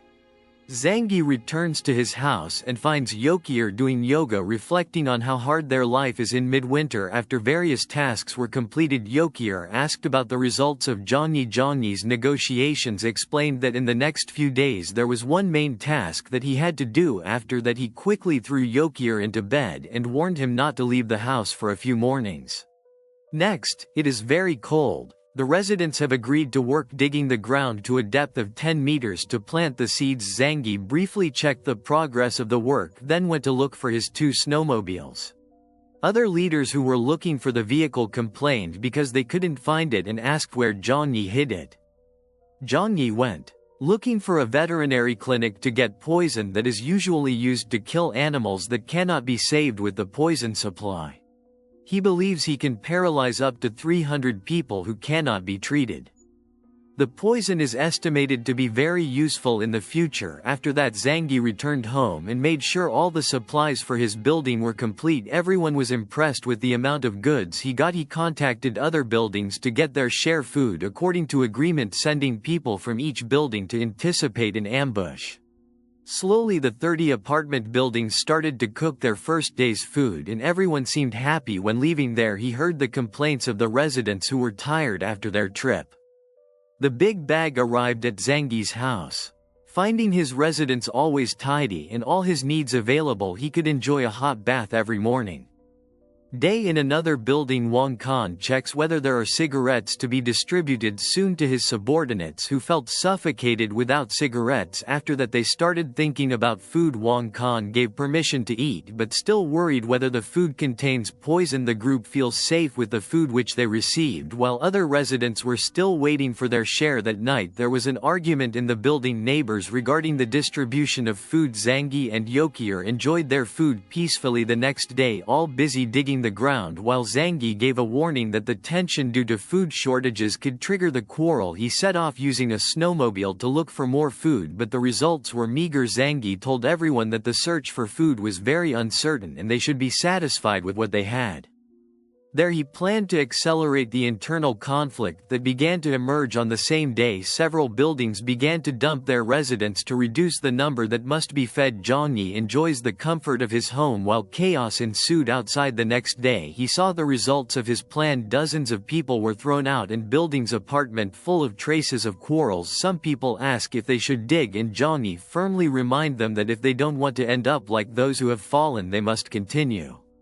Everyone immediately went to work digging the snow, supervised by Zangi Pamanu. Noticing the lack of people working while the team remains active, the message has been conveyed that who does not working will not get food or cigarettes. The next day more people work even though they know food limited. While the bodies were transported as food supplies, Chening approached Z looking worried and wanting to discuss ongoing chaos concerns about the availability of food. The division between the building's residents. He proposed that he and Zhang Yi find a scientific solution to the food problem, even expanding their territory to form a kingdom. But Zangi accused Chenling of trying to seize power and blaming his leadership for causing many people to die. Zangi refused the offer and suggested that Chenling stays away even though other buildings are caught in chaos. Legion building remains safe with all residents' life and work. Zangi feels there is something to hide and goes to meet Lian. Lian explained that all the residents knew about the limited food agreement and shared it evenly. Zangi joked that everyone would starve equally. Zangi suggested Lian choose the strongest person to get more food, but Lian chooses to protect everyone even though they will all die starving together. After that, Zangi encountered two corrupt leaders who did not complain about the food. He offered assistance, but in his mind Zangi was more sympathetic to those who took advantage of them than those who tries to help everyone and stay honest. Some leaders from other buildings approach Zangi begging so that they also get cigarettes like Wonqian and their Tian Fang, which is enough with food. Little by little now want to feel the comfort of cigarettes. Don't tell them that starting tomorrow everyone will be watched and then told to leave. Some of the residents of neighboring buildings are dissatisfied with this. The decision felt they also deserved more. Zangi leaving them while instilling feelings of envy in among the other residents. Upon arriving at the house, Zangi felt that everything was going smoothly and knew that it would not be long before the occupants outside will be lying in the snow the next morning looking for more food and using poison. The previously prepared plan worked even though he began to doubt whether the leaders would turned against him. Despite feeling secure with his power and weapons, Zangi decided to act more continued. After returning with more food, he asked Uncle Yu and the others to look after and protecting him. The leaders came to get their food rations, but their expressions looked strange when it was their turn. Building 21, Zangi arrived surprised when they shouted to attack and pulled out their guns. Shots were heard and Zhang Yi's only trusted uncle stepped forward to protect him, but enemies from other buildings tried to kill Zhang Yi. Convinced he is unarmed, without doubt Zangi took out an automatic machine gun and started shooting indiscriminately despite the large number of enemies. Zangi made them helpless. A group of traitors tried to escape but all fell with gunfire in the head. When the bullets run out, Zangi takes out two more guns. Leader Wang and Tian Fang pled, but Zangi not giving final forgiveness. Chenling swore not to get involved and mentioned his daughter, but Zangi shot him without mercy. After defeating all his opponents, Zangi felt a little guilty but realized that his enemies could not be left alive behind him. Corpses were strewn about, but your uncle was still alive. Zangi fast took a shot of adrenaline and injected it into the chest. Uncle, two people from building 25 asked to help take him to the building to be treated by Dr. Ye. On the way, Lin was worried when he saw his condition. Her husband is in a bad state. She is worried that her uncle will die and she cannot survive without protection. Zangi is angry at his attitude of being too focused on personal gain and telling him to be quiet. Sii revealed that if uncle died he hoped Johnny would take care of their child. Johnny was confused as to why he had given up on Uncle Yu's condition like this. Wanting the man to die, Saimi cried, worried about losing her husband. When she arrived at Jangi's house, told them to leave, but Saimi insisted on coming in. After the door opened, a warm temperature greeted them and Silimi, crying happily, she went to the kitchen and asked about the milk powder, which immediately made Johnny angry. Silimi said that the powdered milk was for his son and his uncle loved him very much. Zangi emphasized that the main priority at this time is Uncle Yu. He then took out a hospital bed from the dimension warehouse, making Silimi surprised, but Zangi ignored it. He asked Yokier if there was any other medicine or equipment. Yuir needed to check your uncle's condition and found damage to his internal organs due to the bullet. Saving him seemed impossible. Silimi cried and screamed, making Zangi angry and warning him to no longer bothering. Silimi finally came out of the room, even though her intention was to go out to enjoy food and water. Warm Zangi told him to stay and help, remembering his presence was important to Uncle Yu. After that, Zangi going down to the first floor and gathering the residents of Building 25, he informed them that Uncle might not survive. And it's time to act. With a small number of residents, Zangi asked them to be ready to attack anyone who leaving the building. Residents who do not participate will be considered traitors. Zangi also prepared warm clothes for the Zangi group arrived in front of Building 21. The occupants of the top floor were silent. Some were scared, realizing that Zangi could easily finish them off with a few machine guns. Feeling safe inside the building, Zangi ordered his members to guard all the exits and windows, then enter the building. In the lobby, Zangi collect wood and clothes from the warehouse. Creepy dimension gasoline and lighting a match. The fire immediately burns the entire lobby. Smoke spreads over, making the occupants panicked and tried to open the frozen windows without their tools, failing to do so after leaving.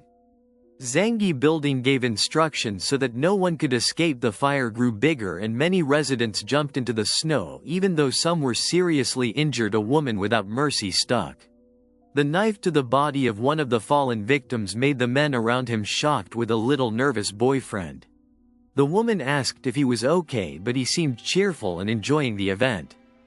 Consider it part of his job. Whenever someone falls and is still breathing, he immediately helps so that they do not suffer any longer. In a few minutes, Building 21 was destroyed. Zangi then led the group headed to Building 26, led by Tianfang.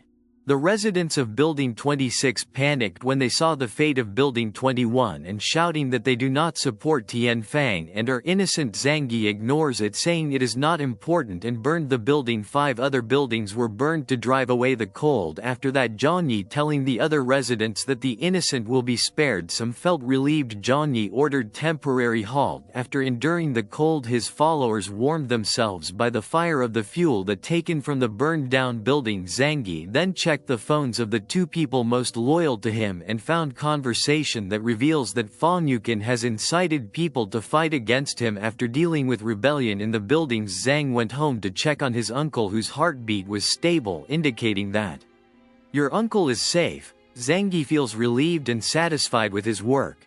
He approaches and asks for food for him. He and his son were annoyed and threw a packet of instant noodles on the floor and said that was enough.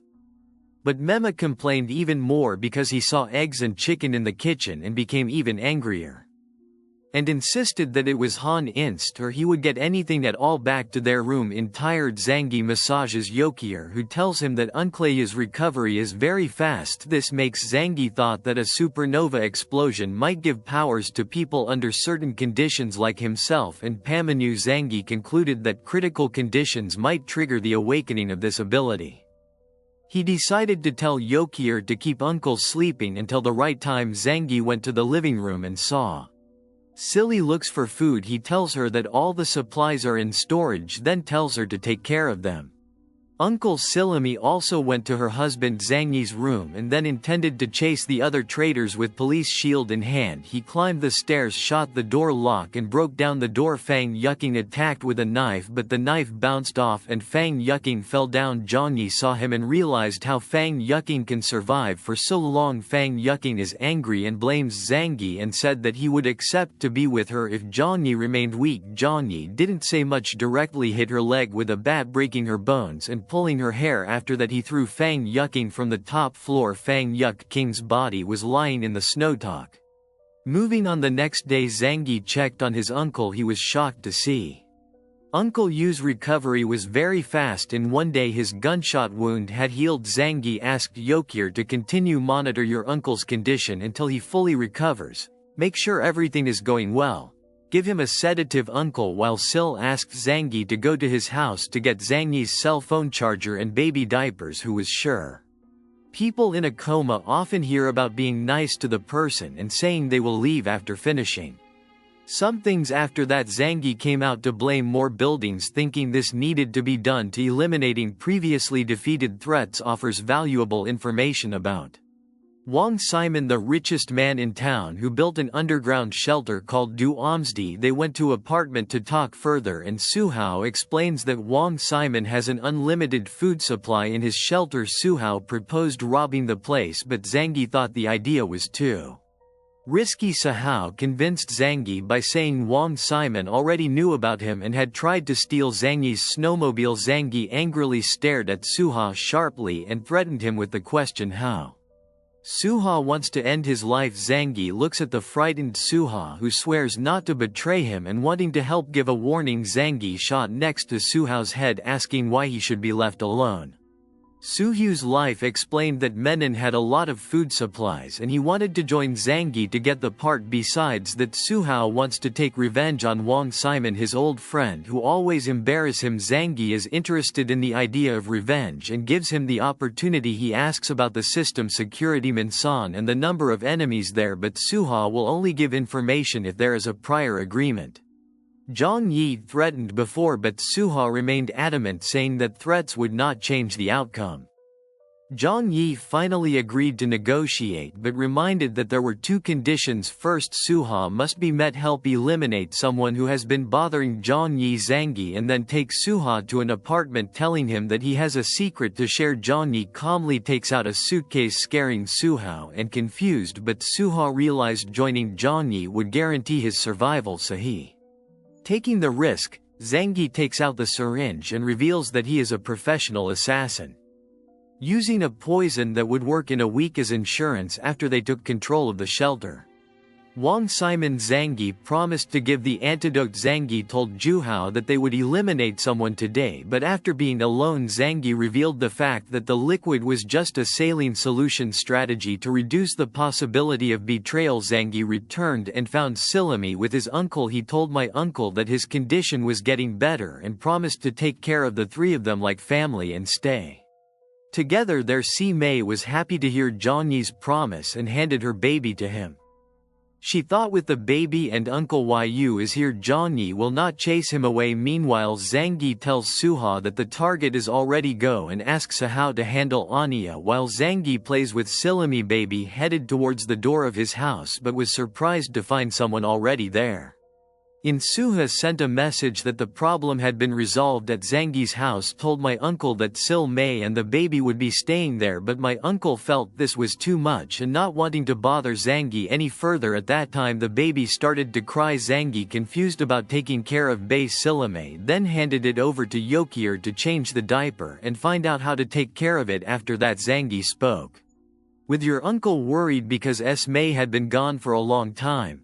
Zhang Yi decided to look for her and sent a message to building residents to gather at apartment 1301. He also sent a warning message to Su Hao. As soon as all the gathered people chose to throw 2 grenades into the room and close the door, the explosion destroying it. the room and burns everything. After checking, Zangie finds one survivor and gets angry. Zangie explaining that they owed him their lives and he was just taking his due, and with that Zangie felt he had erased all his enemies. When they arrived at the house, Zangie told Uncle that the residents of the building had rebelled and finish off the Liimi. They planned to work together with other buildings to attack, but Johnny had already handled the even though some managed to escape. Uncle Yu felt guilty and frustrated, hitting the bed until the crack that made Zangie realize his extraordinary physical strength. Uncle Zangie tried to calm him down and admitted takes responsibility and promises to find a new woman for him. Zangie then faces the problem of the baby. Keep crying. Yuir says no way works to calm her down, and Zangie decides to look for someone to breastfeed the baby. She went to the only Lian building that wasn't burned and asked their leader for help. Lian, in a tone full of pressure, admitted his fear but felt he was not. There is no point in running away from Johnny. Seeing Johnny carrying Lian's baby, realizing that his arrival was not for attacking, Zangie asks Lian to find a mother to care for the babies and stock food for them who is willing to help. Zangie assures him that he will not harm them because he knows they will not betray him. Even though he was hesitant, Lian finally agreed. Then asked about their future after the food supplies run out. Lian answered firmly that they would die with dignity. Zangie respect Lian's stance. Lian wants something, but Zangie refused him, but eventually gave him the seeds as a last resort. Zangie explained that by planting these seeds, they can be independent without relying on other people to provide initial assistance. Without any hidden purpose, hoping they could be independent, Li Jian asked an old biology teacher whether the seeds could grow, and the teacher replied that even though the possibility was small, nothing was impossible. After that, Zangie left the place. At home, Zangie felt satisfied that the problem with the neighbors was over. And now focus on the new shelter. Ye comes back and asks if Zangie is done with work. Without hesitation, Yokir started to prepare the food while Zangie asked Yokir to guess what he wanted. The next day after work, Wai fall asleep and Zangie sends a message to Suha to come. Suha, who previously treated rudely, now he comes respectfully and sits waiting for Bert's relationship with him. Wang handed over his phone. Suha was silent in fear when Zangie asked for his phone. After hesitating, Suha gave in and gave it to Zangie, who found that Suha had given all the information. Important things to Wang Simon include plans to join forces and steal Zangie. Suha swears goods, just a strategy to gain Wang Simon's trust. Zangie also realized that Wang Simon had already known about snowmobile weapons and their shelters. Using this information, Zangie forced Suha reveals about the underground bunker. Wang Simon Suha explained that the bunker was equipped with the anesthetic gas system, and the fire launcher can only be entered if the person inside allows Zangie to plan neutralize the system and listen to Suha's plan to pretend to capture Zangie so that Wang Sen lets them in. Even though this plan feels suspicious, Johnny realizes this might be the only way. The options available, an idea began to appear in his mind. Zangie began to think about other ways to utilize his dimensional space power. After instructing Suha to leave and promising to contact him in 2 or Hari, Zangie calms down Suha, who is worried about her antidote. Zhang assures her that the new poison will work. After 7 days after that, Zangie sat down to think and look for a new way to use his powers. He tried absorbing the fire burning inside the house with the ability of the dimensional space. Its success in absorbing the fire without getting hurt gave him satisfaction. Then he tried to release the fire like a cannon, feeling the extraordinary sensation that Zangie's mind continues to develop, considering the possibility of absorbing living beings into his body. Dimensional space. He is increasingly convinced that his power has great potential. Zangie found a resident of the Legion building who was on guard and made him a guinea pig. He threw a stick wood and challenged the man to beat him with the promise of bread as a reward. Even though he was suspicious of the man, tries to hit Z for food. Z uses her dimensional space powers and manages to absorb the man into her dimensions. Although the process was slow, once the man was fully inside, he was trapped and appeared frozen like dead objects. Zangie checked and found no heartbeat or breathing. He realized that time and space, the dimensions run differently, and living things do not die immediately, although they can become mentally damaged if they are there for too long. Took out the man, who was still alive and scared and claimed to feel like he was going to die. Zangie assured him that it was just a fantasy to test further. Zhang Yi cut the man's finger and saw that the finger remained intact in the Zangie dimension, watching the man, who looked happy despite losing a few fingers. The man felt he could eat well from the experiment. Zangie concluded that objects could be thrown out of the dimensional space while living beings are absorbed slowly. Fire can be absorbed and projected accordingly. With this information, Zangie is sure he can defeat Wangsun. After that, Zangie called Suha, who begged to be given the promised antidote because the poison in his body was getting worse. Zangie realized that even though Suha was eating well, her appearance was deteriorating due to the fake injections she was given. Zangie gave him a temporary antidote to relieve his symptoms, which only lasted until surgery to attack Wang Simon Safehouse started. Suha thanked and immediately contacted Wang Simon to arrange a meeting. Zangie prepares to go complete the mission and tells Yokier that he will go. Yokier confused because the problems in their environment have been resolved, but Zangie promised to explain later, leaving food supplies for the Yokier and Pamanu and convincing the Yokier that he is the biggest threat out there. Zangie then kisses Yokier to calm him down before music go. Zangie start his mission to Fanqie with Suha following in. Finally, they arrived at the elite condominium area, which was located high up so the snow didn't cover it.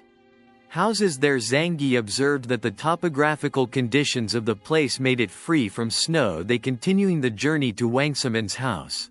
A woman saw the arrival of Zangie and Suha with snowmobile, hopes this is his last chance considering his house is empty and without food. After arriving in front of Wang Simon's mansion, the sky was already dark. Zangie gave instructions to Sahao to call Wang Simon. Sahao was afraid of the possibility of gunfire approaching the surveillance camera and introduced himself, explained their purpose, and begged Wang Simon to let them in, offering an opportunity for negotiation. Wang Simon was confused as to why they came early and without a snowmobile, but eventually let them in, with a warning that suspicious actions will have fatal consequences. When entering Mensen, Zangie was surprised to see the luxury is much better than his apartment. Suha warned that after passing through the door they would enter the main part of the house, but as they went further, Wang Simon activated the defense system and gas poison began to be sprayed into the room where they were in. Wang Simon's surveillance room. Smoke filled the area, accompanied by screams that were then lost in silence through the curtain of smoke. Zangie put on a gas mask and absorbed the smoke into the dimensions of the room, changing the room to be quiet. A few minutes later, the door opened and Zangie was ready to attack, but realized that it is not Wang Simon who came with Sahao. Janji pretending to faint a man with guns close in to make sure they were unconscious. Zhang recognized the man as a famous TV actor friend Wang Simon. The man then lifted the bodies of Zangie and Sahao, threw them on the floor and tied them up, while boasting about his advanced security system. After leaving the man and Wang Simon started discussing vehicles. Zangie's snow. Zangie breaks free while listening to Zangie release the gas it has absorbed, pointing it at them. When the gas worked, both of them lost consciousness. Zangie tied them up and secured them. Their weapons saw the luxurious safe house. Zangie walked through several rooms. One of them has an indoor garden, which is clearly his. Zangie climbs the stairs and finds several rooms in one of them. The other, he saw an unconscious woman on a bed in a room marked animal room. Several women tied up and appearing addicted to drugs with syringes strewn across the floor of one. The conscious woman cried and begged to be released or given medicine without mercy. Zangie kicked her, starting to understand what happened in that place. A few shots later broke the silence. Zhang Yi headed towards the room. Surveillance felt it was the control center of this safe house. After checking several locked rooms, he giving up and returning to the two rich men who were tied up he splashed water on their faces to wake them up. The two men's confusion did not understand how they could be trapped. Zangi reminded them that the magician will not reveal his tricks, and now there is something important to discuss. Zhang Yi makes an offer cooperation with Wang Simon, who was hesitant but agreed on the condition that Zhang Yi would not harm him. Zhang Yi then asked to live with Simon in his luxurious house, which he felt was too quiet to live in alone. Wang Simon felt relieved, but Zhang Yi explained that having a rich friend like him was the best thing he could have done. When the snow melts in return, Zhang Yi asks Wang Simon to teach him how to operate the security system home and provide passwords and other information without choice. Wang Simon agreed on the condition that Zhang Yi did not will hurt him. After giving the information, Zhang Yi promised to let him go, confirming that he did not kill innocent people. After receiving all the information from Wang Simon, Zhang Yi pretending to let him go, but instead he attacks Simon with a knife, telling him to breathe slowly and reassuring him that the pain would soon go away. Wang Simon was confused, and Zhang Yi explained that there was nothing the point of keeping a useless person like Zhang Yi feels a dilemma about what to do with the temperature, who had helped a lot while cleaning up the mess left by Wang Simon, and his friends had woken up and confused how Zhang Yi can deal with it. Zhang Yi explains that he has his own way. Suha, feeling relieved that Wang Simon, who he hated, finally got a proper reply. Zhang Yi then gave Suha a backpack filled with food as a reward for his help, but Zhang Yi warned that the house's electricity was low. This will not last long and food supplies are running out. Suha refuses and angrily accuses Zhang Yi hiding valuables and not sharing them properly.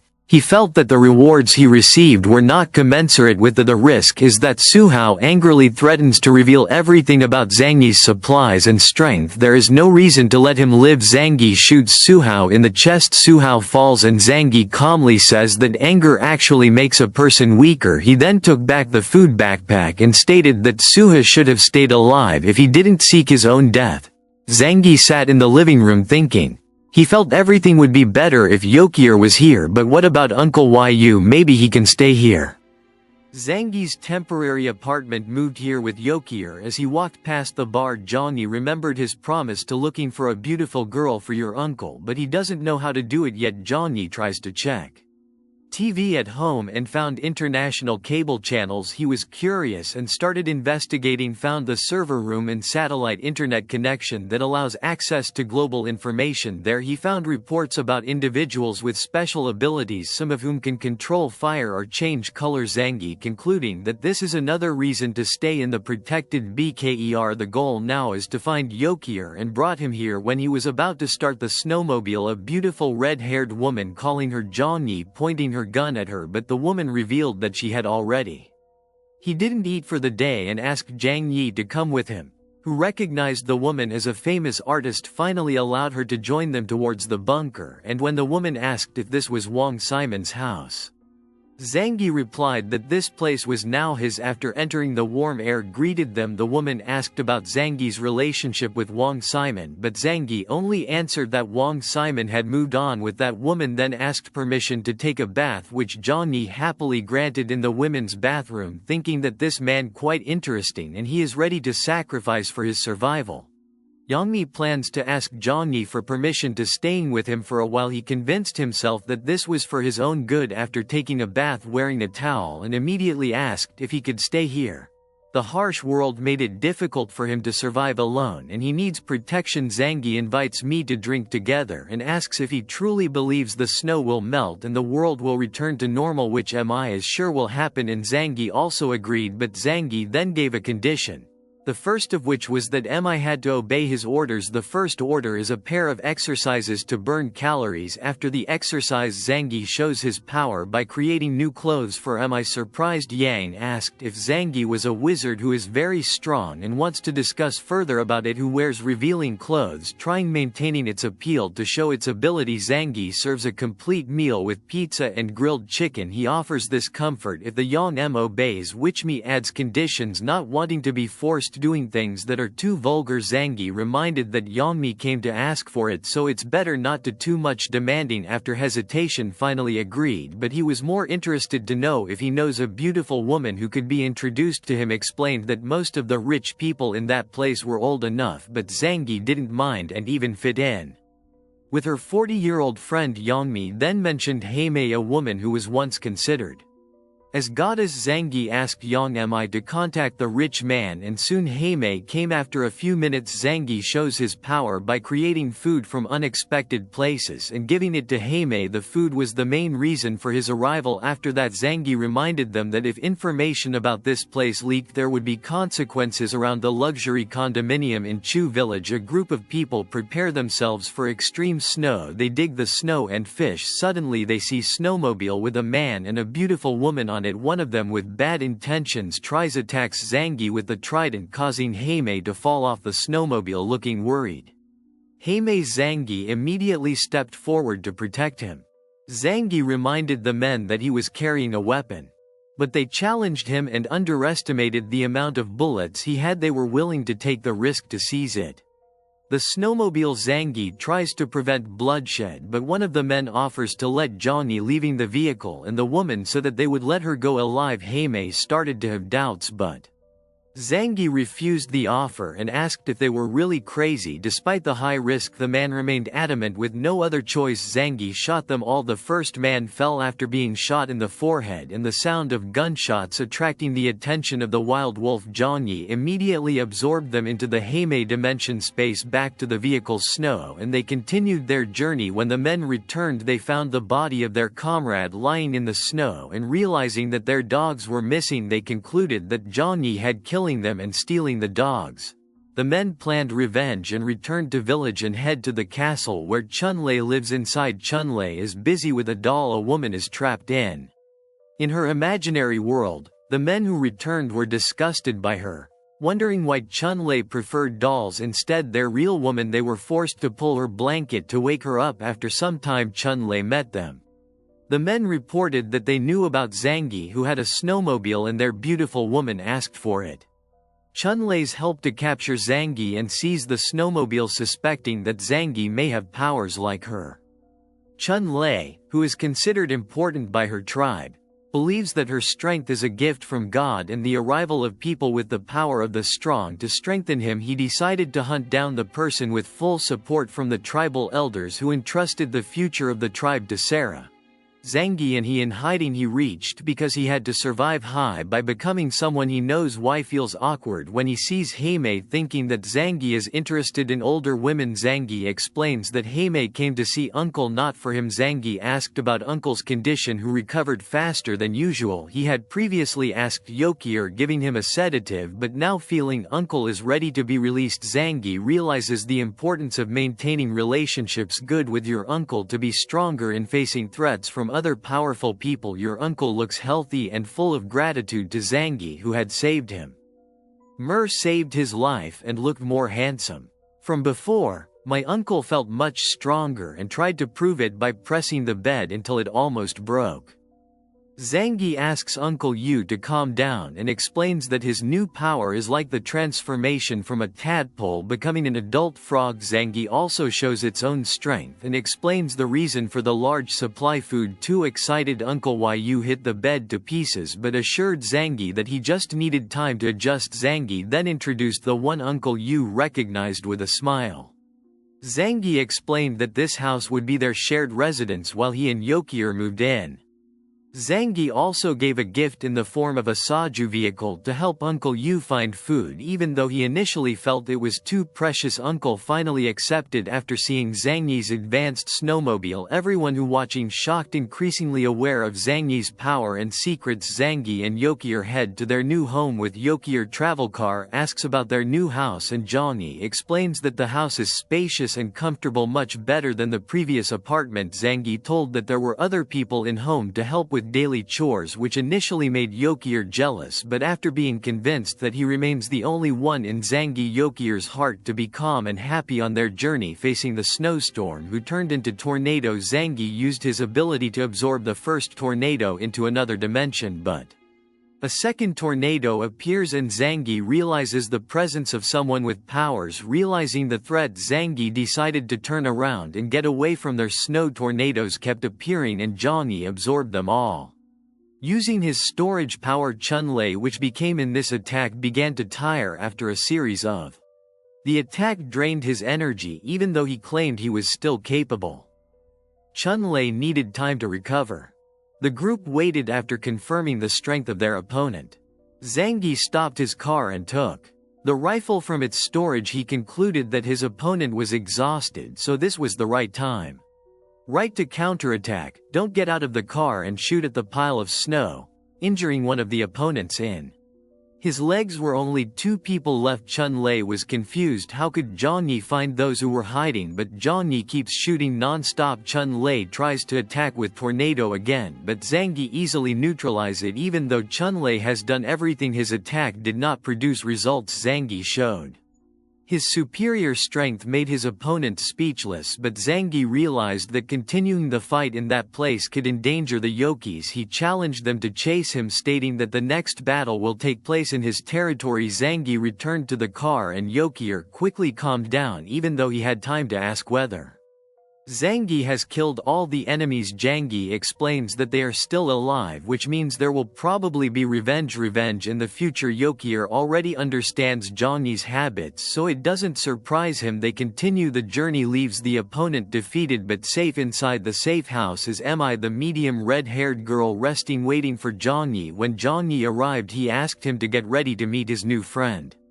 Even though Yami had asked if this was her fiancé, Zhang Yi only gave her new clothes and asked her to down Mi, wearing the clothes, dressed up and ready to meet his rival. Zhang Yi looks excited, followed by the red-haired girl behind him. As Mi and Yokier looked at each other, both looked shocked.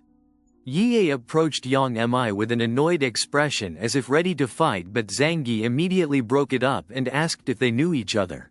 Hukier revealed that it was his cousin. Surprised Zhang Yi and tried to ease the tension, asking for a break in their relationship known by Y, but ask whether the relationship really exists or is it just a temporary agreement. Yoyer expressed his dislike for Mi because he felt that their family name had been tarnished by Mi's decision. Working in the entertainment industry, in addition, Mi's poor acting skills worsened Yokier's family's reputation. Felt that the appearance of noodles, which was used as a promotional tool, was considered vulgar and made them the subject of ridicule by Zhang Yi, mediating, stating that the past is gone and now they have to live. Rukun Zhang Yi then introduced their new house and their respective responsibilities when viewing the space. Yokier plant cultivation in Yang is enthusiastic about taking care of it. Yangmi thanks Zhang Yi for saving it her secret and suggested that their relationship be kept a secret. Zhang Yi agreed, but in his heart he confused about how to manage their relationship as a form of gratitude for offering to cook. But when checking the kitchen, he found that the food supplies were empty. When the one looking for Zhang Yi's food ingredients came closer and whispered in her ear, making her blush and wonder what Zhang Yi was doing. Zhang Yi ignored his worries and took out materials from the dimensional storage, explaining that this would be the way they ate in front of him, even though he already knew about Zhang Yi's strength.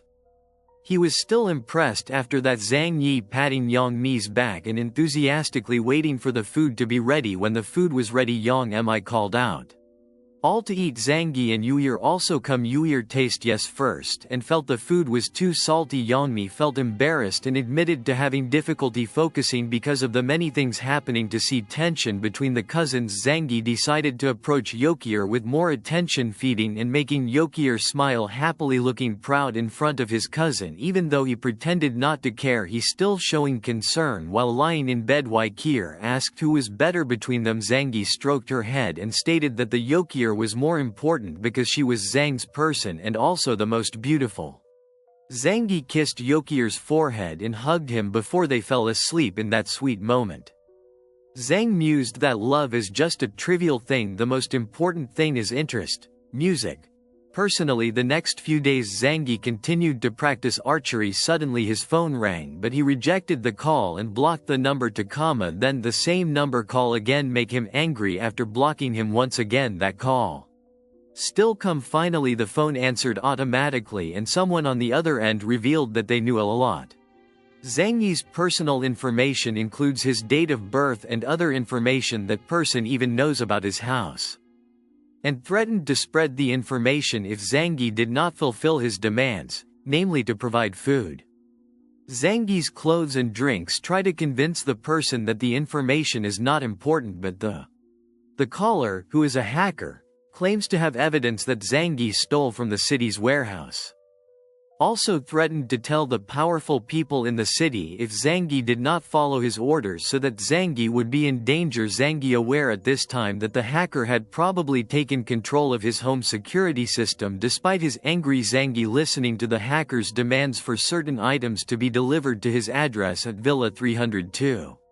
If Johnny tries to avoid it, he will spread all the information after the call ends. Zangi felt very angry and told the Yokier about the threats he received and how the location and information his personal life has been revealed. Zangi and Yokier now feel threatened. Yokier reveals that gossip about people famous often cannot be trusted, but when it comes to specific information about someone who is not famous, this hacker becomes serious threat. Zangi stated that he wanted to finish him off immediately, but he was worried that their data would still be leaked. Even though the hacker was defeated, Yokier tries to find a solution and remembers that tech companies used to hire people to prevent hackers from leaking data, but they always leave loopholes to ensure that information can be accessed.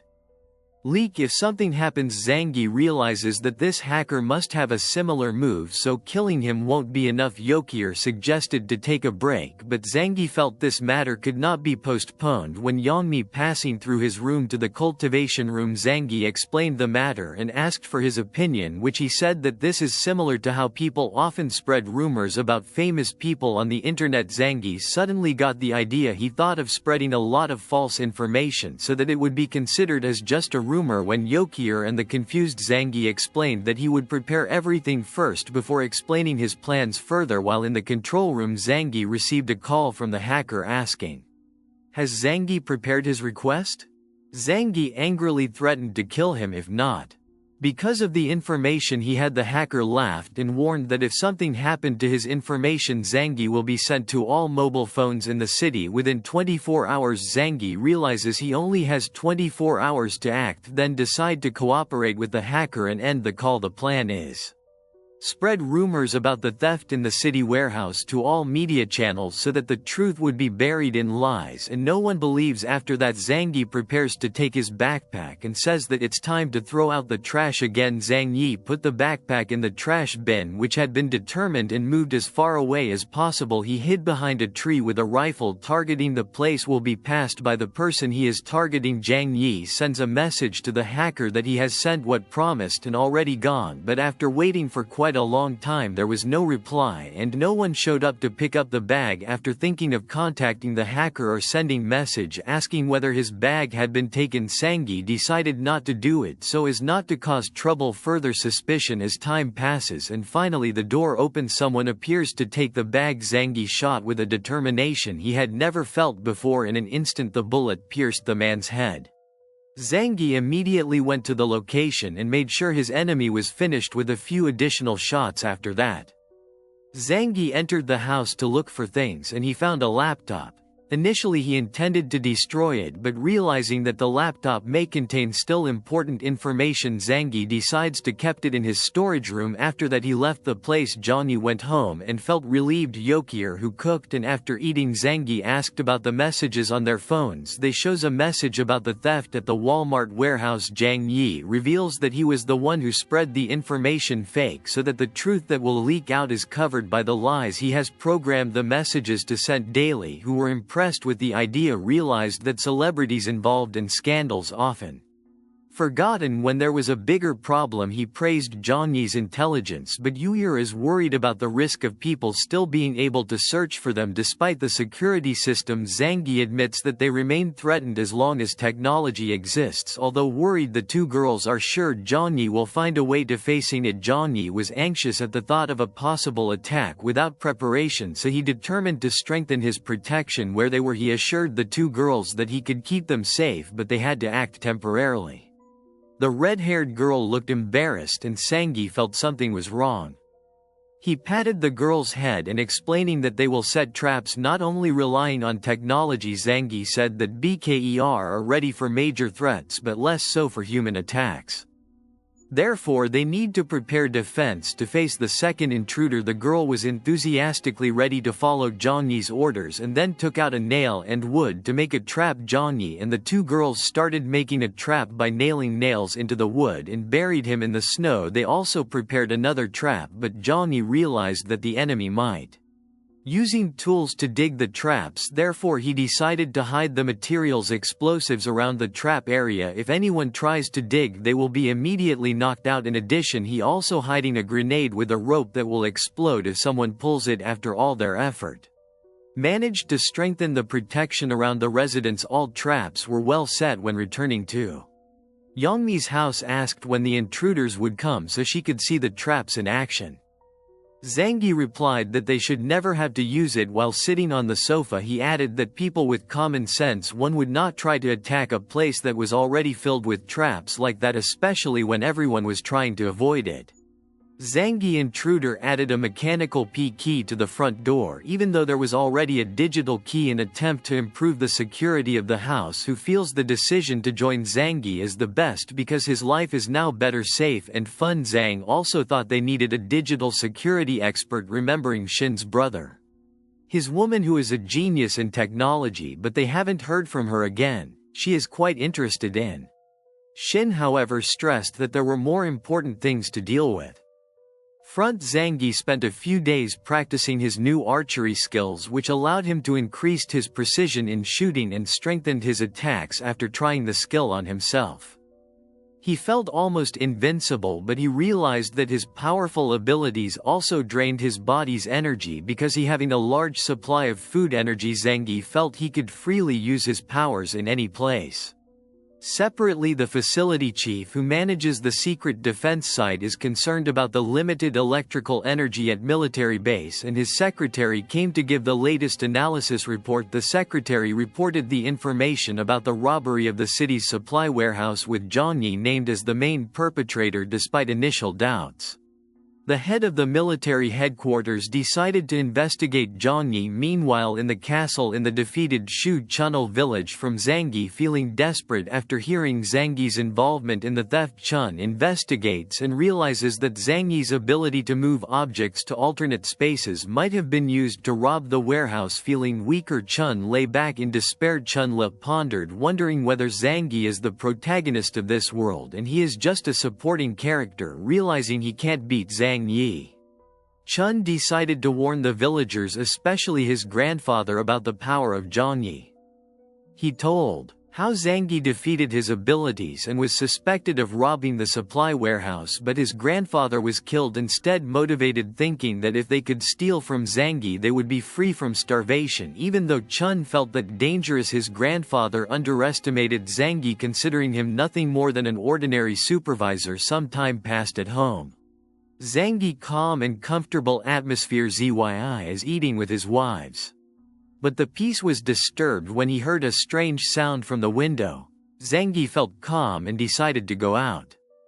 Checking the sound he heard, he looked through the window using binoculars and saw many people approaching his house with a sniper rifle in hand. He observed them closely, intending to let the trap that had been set work. One of them stepped on the first trap and, feeling excruciating pain, someone else asked for help to take him away. The tribal leader warned that there is a possibility of hidden traps around them and asking everyone to be careful. The group begins move forward with the stick to look for traps. After a while they managed to approach Zangi's house and managed to avoid the trap with their sticks, but when one of them tried to take the trap, he crossing the line of grenades that had been planted. An explosion occurred, shaking the entire group. Even those who not directly caught in the blast were injured by the sharp fragments. The pain from the injuries made them rolling on the ground, which activates more bombs around them after a series of explosions and traps. Many were trapped or injured. Fear spread and they began to retreat, feeling unable to fight Zangi.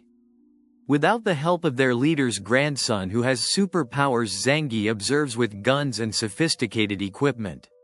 The cornered tribal leader reminded his grandson of his warning, but feeling no way of retreating, he shouted a challenge his men to fend for themselves for riches in the Zangi house. The leader gives the men binoculars to seeing food and treasures in the house. Even though they were tempted, they still hesitated. Without the help of the leader's grandson, the leaders were angry and threatened to deem them useless if they fail with their new motivation. They start using tactics to activate traps and bombs from a distance. Slowly but surely this strategy began to work, and they were getting more and more close to the safe house of Zangi. The men feel more confident that they are now safe. Meanwhile, Mi and Yokier watched from the window, with Mi feeling worried about the number of victims and whether they would survive, while Yokier considered them stupid for not realizing that they were no match for Zhongyi at the time.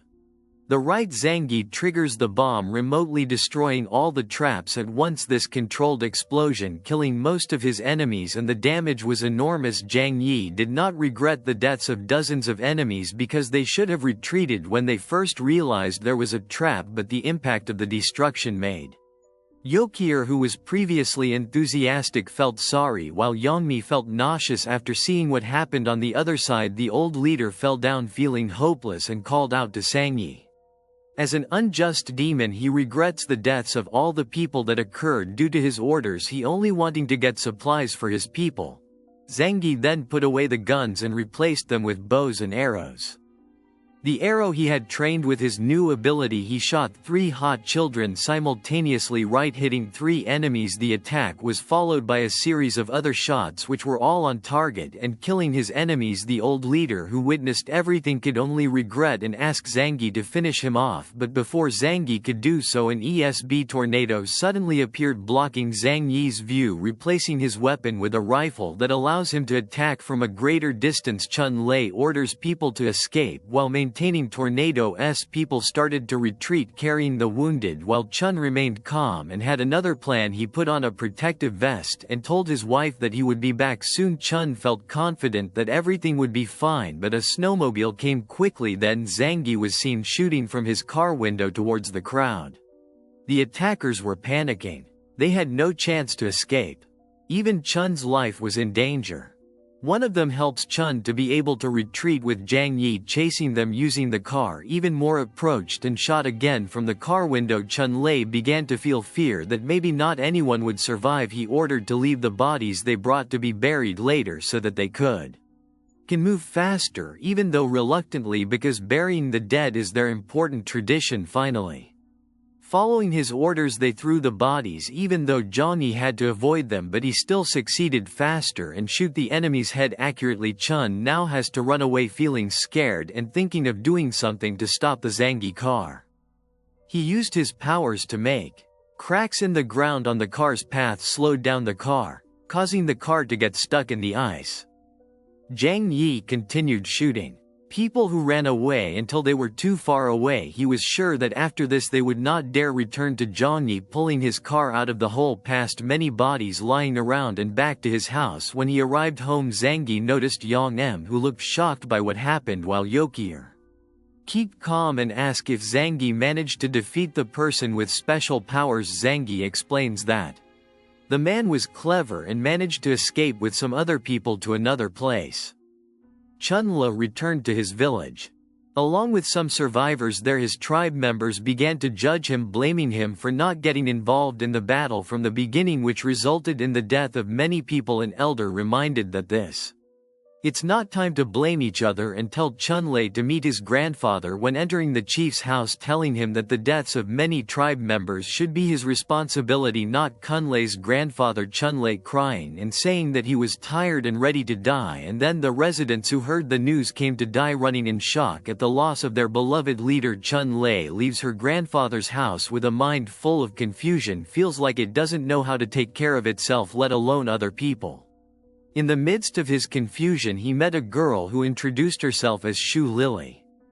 The girl thanked him because thanks to Chun Lei his father survived the final battle. Chun felt awkward, but he realized that he shouldn't blame himself for other people's deaths, even though he felt like a hero who had saving many people. After that brief encounter, he felt something was different, started to think about the future with the girl. After that, Chunlei returned home and started planning how to protect his village from Zangi, who he now considers a major threat. With new determination, he immediately designs a plan to protect the village and the people he loves. Meanwhile, Zangi is preparing a new trap to face those who try to attack him. Determined to solve this problem with finished. After working hard, Zangi felt tired and his two women came to help him relax. While resting, Zangi's cell phone rang.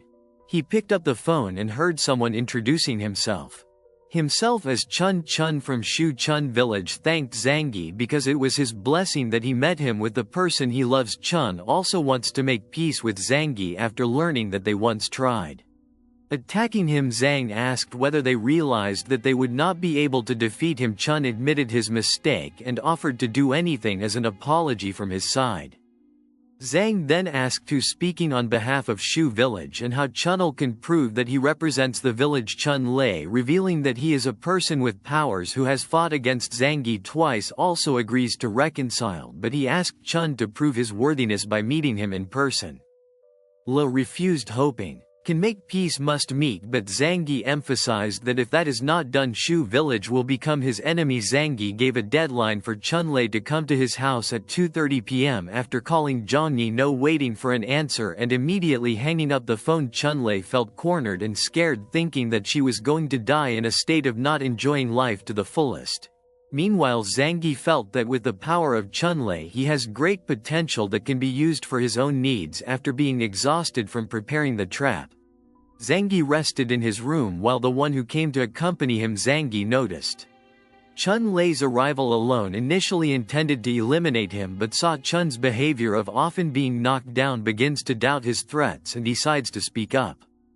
Chunle contacts Z to say that blocked by traps, and Mema. Zangi came to meet him. After meeting, Unli introduced and stated his purpose to nominate, a reminder that the attack started from the people. Chun Yang owed him a favor. Chunlei admitted that and apologized. Zangi asked who ordered the attack and Chunlei revealed that it was his deceased grandfather. Zangi felt this was too easy and asked if Chunlei didn't want to retaliate revenge, but Chun'll replied that he did not feel the loss of his grandfather. He was the only person who meant anything to him, and the death of others did not make him feel sad or resentful because he lived in isolation. Chunlei revealed his admiration for many people confirms that have not forgiven their mistakes and asked Chun to work for him as a price for forgiveness, even though he wants thanking him with a hug, holding him and confirming the rules to be followed with lewd thoughts. Asked if Zhang wanted her body, but Zhang responded firmly to stop her. Zhang gave an action figure as a gift and promises protection for the family if only for him the journey to the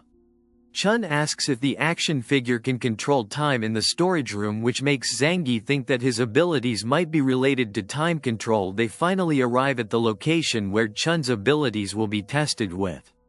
Chunlei's snow powers managed to clear a path to a gas station buried in snow. After a few minutes of hard work, Zangi saw the great potential of Chun's strength, thinking that with this ability, Chun could more easily get resources to store as gifts. Zangi gave him chocolate, realizing that the user's power relies on their energy to enter the gas station to retrieve all the supplies inside, and after some time he returned. Chun praised Zhang Yi's abilities, considering that his strength was extraordinary because he can store anything that is very useful in the present.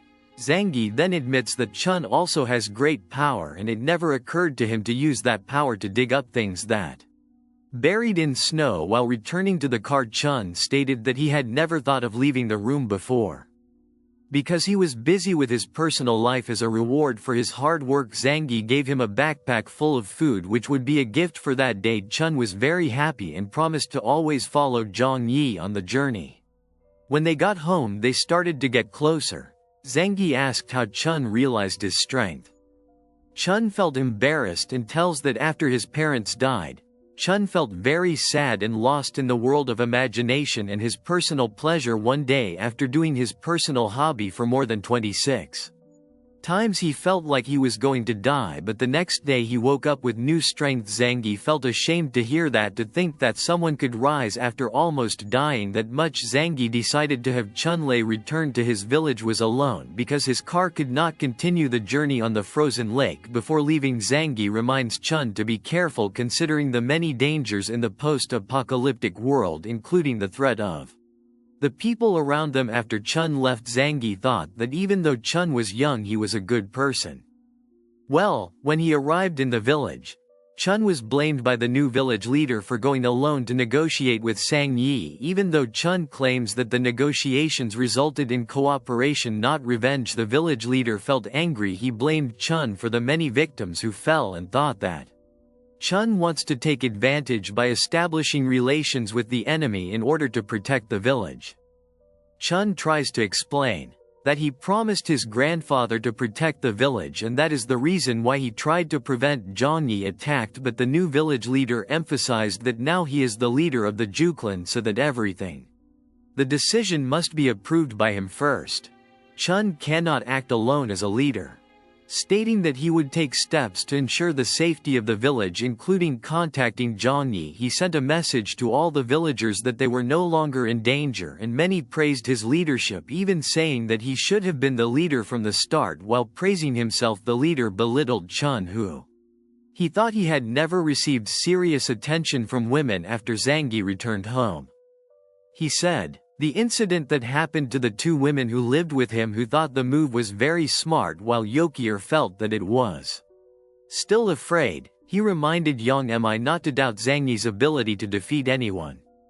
Thinks that having relationships with people like Chunlei could be beneficial in the future if new enemies emerge. Came up with the problem solved. Wire suggested to celebrate it. He went to get a drink while the cook didn't take long. Then Yie and those who had fallen asleep after drinking Sarah Zangi, who were not used to drinking a lot, were still fine when both of them fell asleep feeling satisfied, but woke up feeling anxious because they felt there was something that was not right, but he held it in because Yie was nearby them. The next day to form a team with 5 people each wearing a different color like Power Rangers. Ji felt embarrassed and began to doubt the decision to ally with a madman like Chun. Zangi, restless with the many messages from Chun Yang were sent every day.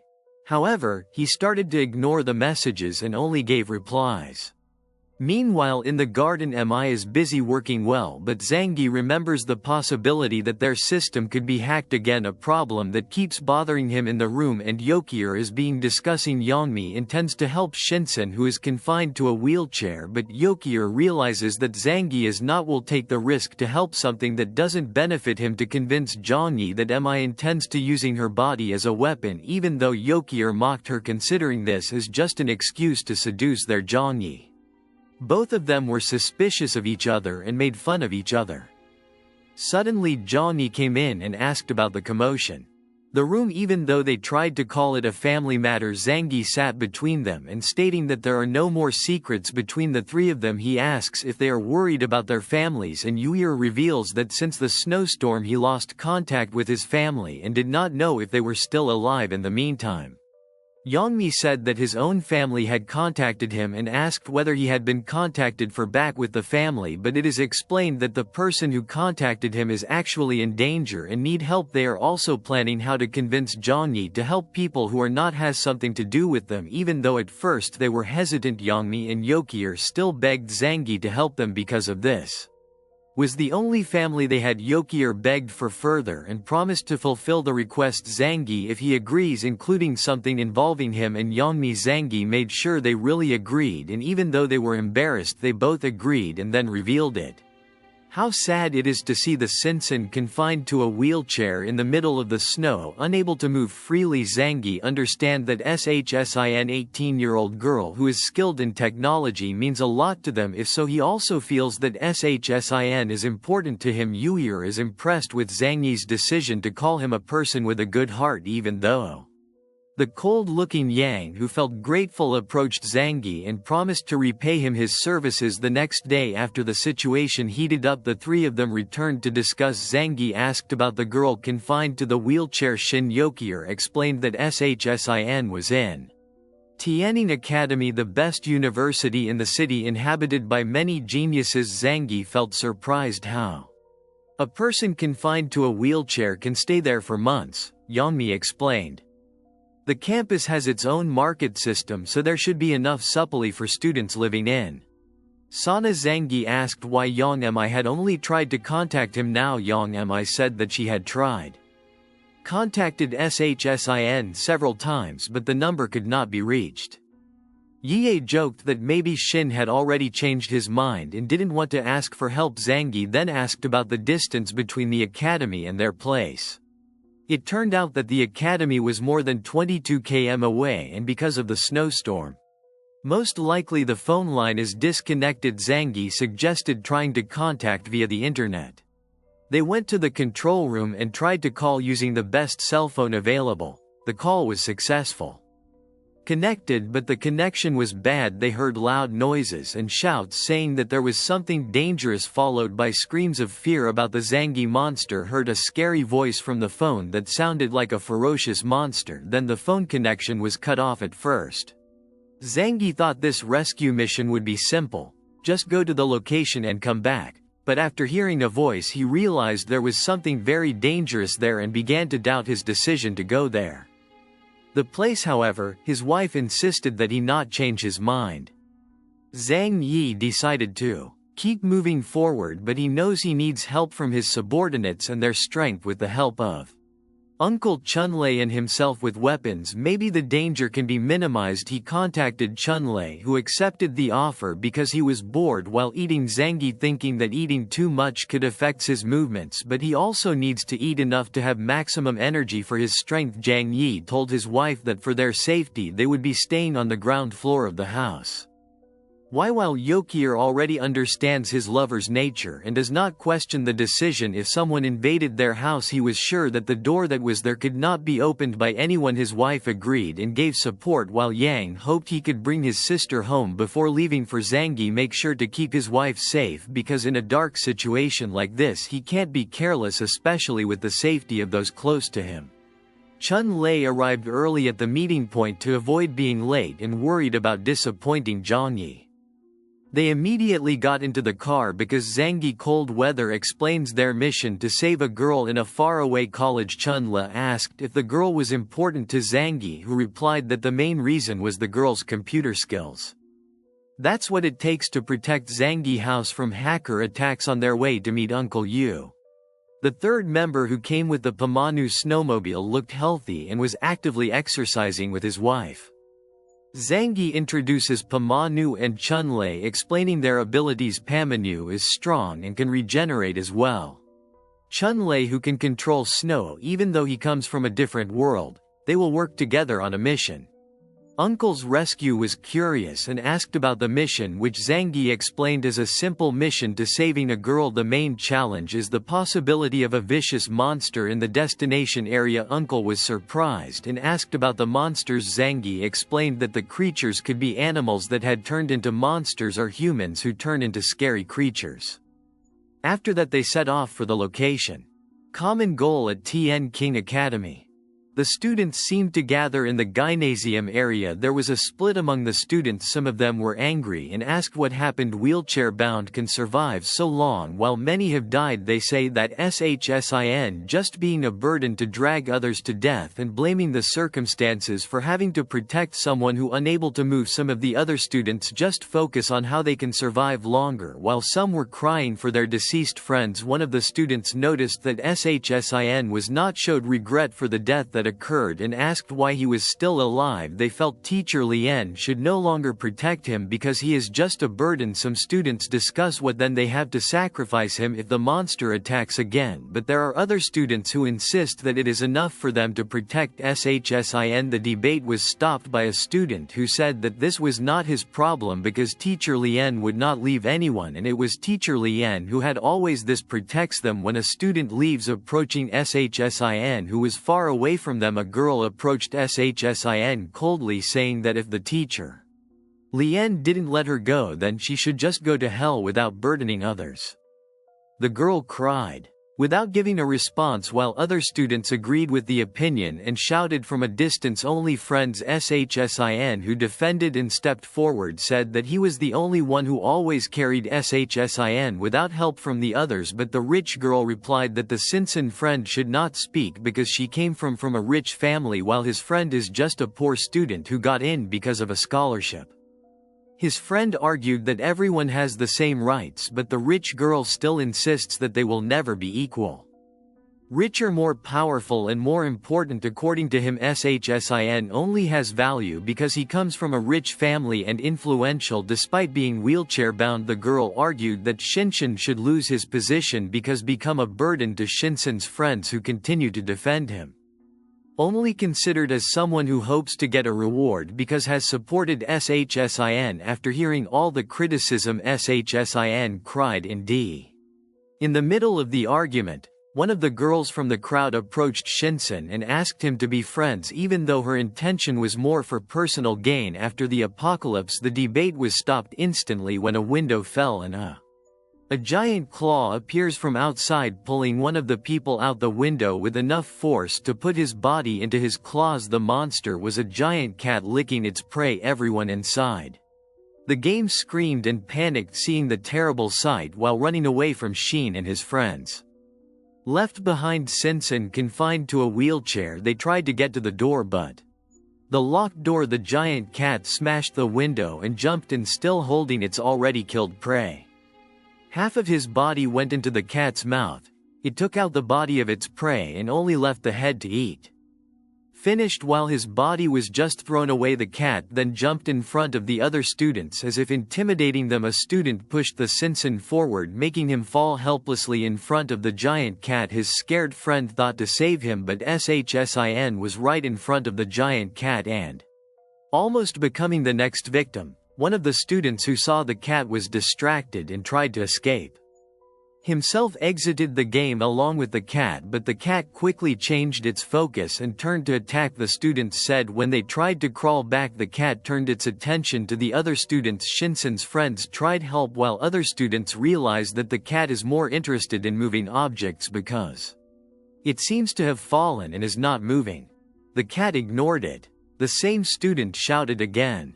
The giant cat's attention in the chaos, everyone ran towards the exit. They had time to look at behind, saw the first injured student lying on the ground begging for help, but all they could do just run, knowing that for some to survive others must become victims. When the students ran away, the injured student remained lying motionless. The student revealed that if this situation depends on him, everyone will die with him. Meanwhile, the cat diverts attention on the students who were running and started attacking them one by one as the cat played with its prey.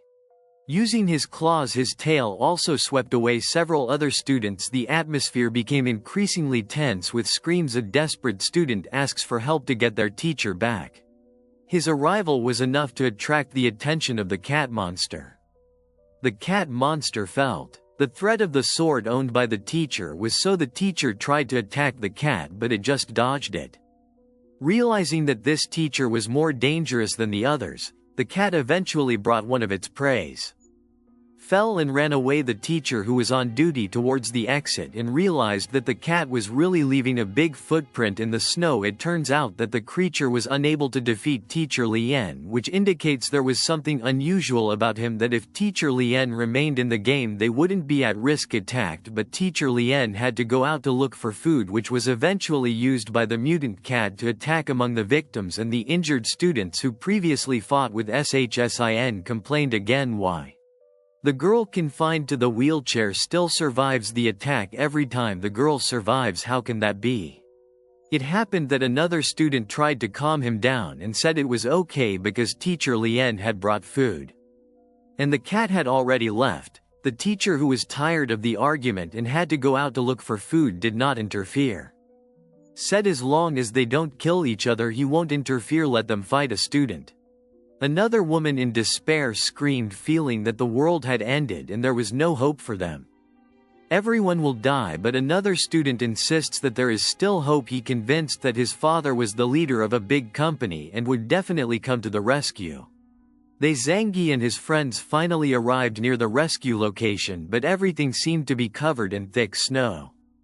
Difficulty finding the exact location of the academy as almost everything is buried. Trying to contact the girl who they searched but failed because there was no signal, so they had to find another way. Zangie thought of dividing team to make the search faster, but considering there are monsters outside, they decide to stick together for the sake of safety. After continuing their journey, they found a building that was not covered in snow. Based on GPS, the building is the campus astronomy center, while the dorms and cafeteria are located to the north. But to get inside, they have to pass through the risk of collapsing the very dangerous ice structure. Before, Johnny had tried to forbid Chunlei from entering, but his large body suddenly prevented him from entering. Johnny saw something approaching. When he pointed the gun, he realized that it was a giant cat. Even though the gun was pointed at it, the monster did not immediately attack the cat.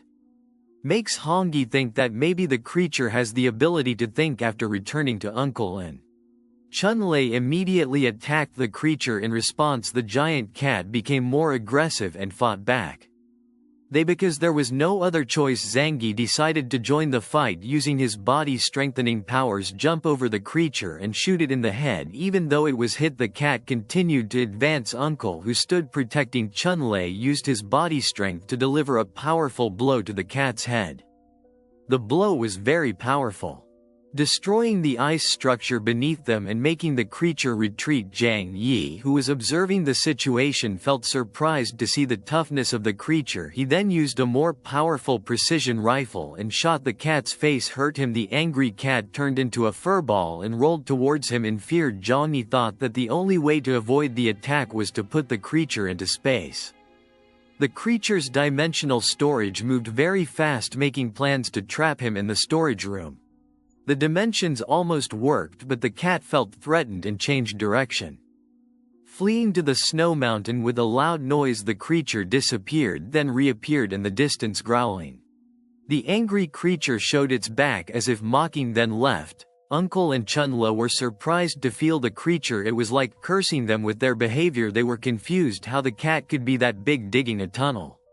That's right, Chunlei was worried that if the cat hunted like this, no one would survive at Zangie's school, considering when first approached, the creature was not aggressive and did not seem to intend to attack until after being attacked by Chun and Uncle Yu, he became ferocious. Zangie concluded that the cat had a mutation to grow big and have the creature's high intelligence seemed to be aware of its actions. They examined the tunnels the creature had dug and decided to follow it. The tunnel would likely take them to a place where the cat would be an easier prey. At the bottom of the hole there are branches and other holes whose direction is unknown. They are worried about getting lost, so Zangie marked the way with a tool from his dimensional storage space. The smell of blood was smelled and they decided to follow the trail. Zangie, just in case, took out a weapon from the storage room. The weapon is considered very effective. My uncle, a former veteran, appreciates the weapon and led the way with his experience as a group leader. Meanwhile, in the gymnasium, the teacher. They remained on guard even though their bodies were very tired after several days without sleep. The teacher continued to search. Food for students is starting to run out of supplies. Children complain and ask teachers to immediately find more food.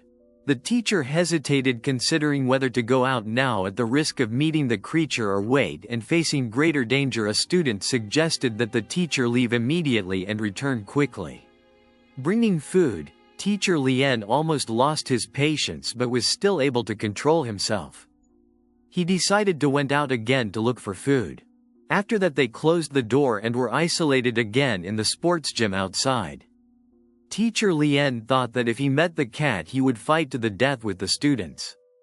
Meanwhile, it's in the game. Karen asks Shin if he's okay, which he replies that he's okay thanks to his friend's help. But the rich student and Anku again criticized Shinxian, saying that he had become her friend's burden and never felt tired of being useless. Karen responded by reminding that the student had previously pushed Shin when the cat attacked and he had to apologize before the argument.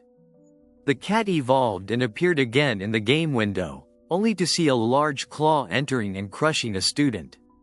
The student who previously claimed to be able to save everyone runs and pushes a friend back into the game in the next attack. The cat crushed another student's body while the desperate students tried to escape the teacher.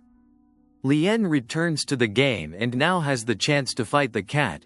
Lien's teacher prefers to attack the giant cat's head. After being injured, they engaged in a fierce battle in front of the students. In the midst of the chaotic battle, Zangie and his two comrades arrived through the tunnel and witnessed the event. The teacher who, realizing their arrival, Chun felt hopeful and asked for help to fight the monster. Attack, but Zangie stops him because he thinks the woman is very ill and is able to hold back the cat with one hand. The female sword is likely also a mutant with special powers, and it is currently difficult to determine whether they are allies or enemies. They choose not to get involved and find another way into the game. They leave tunnel and manage to enter the gym door. After heading towards the students, Zangie immediately recognized Shsin from the chair wheels and red hair. He felt lucky Shsin was still alive, but before he could approach him, the boy stopped him and asked if he was from the base in West Mountain and a friend of his father Zangie. Seriously asking about the place, the boy introduced himself as Shunyu. The class representative from the noble family hoped that Zangie would know him. Zangie just nodded and wanted to know more about the base in West Mountain. The intelligent boy asked if they came from another base. Why? They asked about the base in West Mountain even though the base was closer to here. This made Zangie think that there might be another B base around this place. He asked the boy about it. Other base information besides the one in West Mountain, but the child only knows a little. Namely that his father mentioning the existence of several shelters. Ignoring the child, Zangie approached Shine and the other students, who surprised trying to talk to Uncle and Chunlake. Curious about what Zangie was talking about, finally arrived at in front of Shin and made sure he was okay, then introduced himself as Zangie, who knew his brother very well. Yang M asks him to come save Shin and asks if Shin is willing to come with him. Without thinking a lot, Shin agreed. Zangie also prepared to pull his wheelchair to take him away, but before leaving, Shsin asks Zangie to stop the battle between Teacher Lien and the cat. That Zangie realized that this was an opportunity to make Shsin owe him a favor. He then called Chun and Uncle to carry out street duties towards the location of the Zangie battle, saw the cat's claws scattered and decided to store them in the dimensional storage. When he got there, Kun uses his powers to collapse the ceiling, separating Lien's teacher and the cat from the battle. Even though it was successful, it made Master Lien very angry because he didn't want the battle to stop. He just wanted to help to defeat the creature. Zangie said ironically that Teacher Lien should be grateful. But Master Lien got angry and showed his sword, saying that it was the first time he had managed to suppress it. The creature and the three of them even ruined it. Maybe he won't get another chance. Zhang explained that he only wanted to help, not kill the creature, and he did that because one of his students was angry. Teacher Li cursed and attacked him, believing Zhang jumped back and shoot him right in the forehead using the Desert Eagle, but Takaguru Emperor with his sword predicted Zhangyi. When Teacher Lien was about to attack him, Zhangyi used the power of dimensional space and sucked the woman into his dimension. After the woman was completely sucked in, Zangie stepped back cautiously and warns everyone not to approach. After a few seconds of what feels like a very dangerous, Zhangyi spit the woman back out of her dimensional storage and mocked her for attacking someone who had helped her. Said that Teacher Lien was very dangerous and reckless. Zangie then took his sword, decided to keep it for now because a sword that can cut bullets is very valuable when Teacher Lien asks for it. His sword returned. Zangie refused him. He asked a student to help their teacher rest because he looking very tired. After that, Zangie explained to everyone that he came just to bring. The teacher asked why he didn't bring all the other students as well as the students around. Zangie offered money, said that they all came from rich families and were ready to pay anything if he could deliver they got out safely. Zhang Yi repeated that he couldn't be responsible for important people like them. If the family they are rich, they will definitely send people to save them. A student who is angry at Shsin took action by taking Shsin hostage along with several other students. They threatened to kill Shsin if not included. The teacher who witnessed felt scared and tried to remind them about danger outside, but the students remained clean. Hardzi, who lost, shoot dead all the hostage takers. Shsin teacher Lien was shocked by the action, did not believe Zangie could act So cruel, Zhang Yi emphasized that anyone who dares to take hostages must be ready to accept the consequences. What surprised him was just Shizen's calm attitude, which showed no fear at all. After confirming Shin OK, Zhang Yi asked if they could go. Shsin agreed, but asking his friend Ken to come along. Zhang Yi was hesitant to take care of another person but explains that Karen is very intelligent and useful. Karen is one of the scholarship students at the Academy of Experts in Mechanics and Engineering who are able to build and repair various items. Zhang Yi agreed to take Karen after being convinced of her abilities, and Karen offered to help her friend. During the trip, some other students tried claim their abilities such as driving a car or managing money to join a student. Blames Zhang Yi for teacher Lian's loss of opportunity in facing the creature and warns of danger if the monster returns, but Zhang Yi ignoring him. Shin had time to thank teacher Lian before Zhang Yi decided to bring only himself and Karen. Teacher Lian told all the students to follow Zhang Yi's group even though Zhang Yi was sure he could destroy them if they did. Needed outside, Zhang Yi shows his strength by taking out cars and snowmobiles from the warehouse. His dimensions then left, leaving the other students confused. At that time, a rich student realized his cell phone had signal and tried to contact Zhang Yi's father and the two girls. Continue the journey in a comfortable car, enjoying the warmth. After being outside for a long time, Zhang Yi took out the water and food from the storage room to refill their energy. Shinsen and Karen feel grateful and praise Zhang Yi, but he actually praised Shinsen.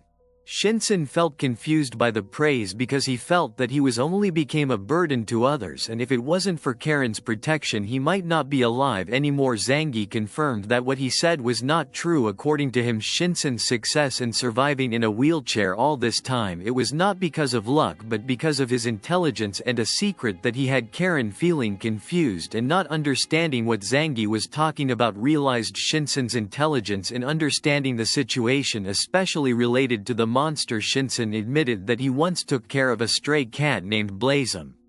Before the snow disaster, the cat, which is now a monster, did not attack Shsin and Karen because of good care given earlier. Karen was shocked to learn that the monster was the cat they had fed before. Zhang Yi felt, I wonder if the cat is just thanking the Shinsen, or is there another reason why the cat doesn't had attacked them even though it attacked other students. Shinsen explained that he forbade the cat from attacking people outside who came to save him, but the cat still preyed on the students who became his food. Zhang Yi, who like-minded with Shinsen, only cares about Shinsen's safety, and Karen believes that in this cruel world, only those with worth can survive the journey.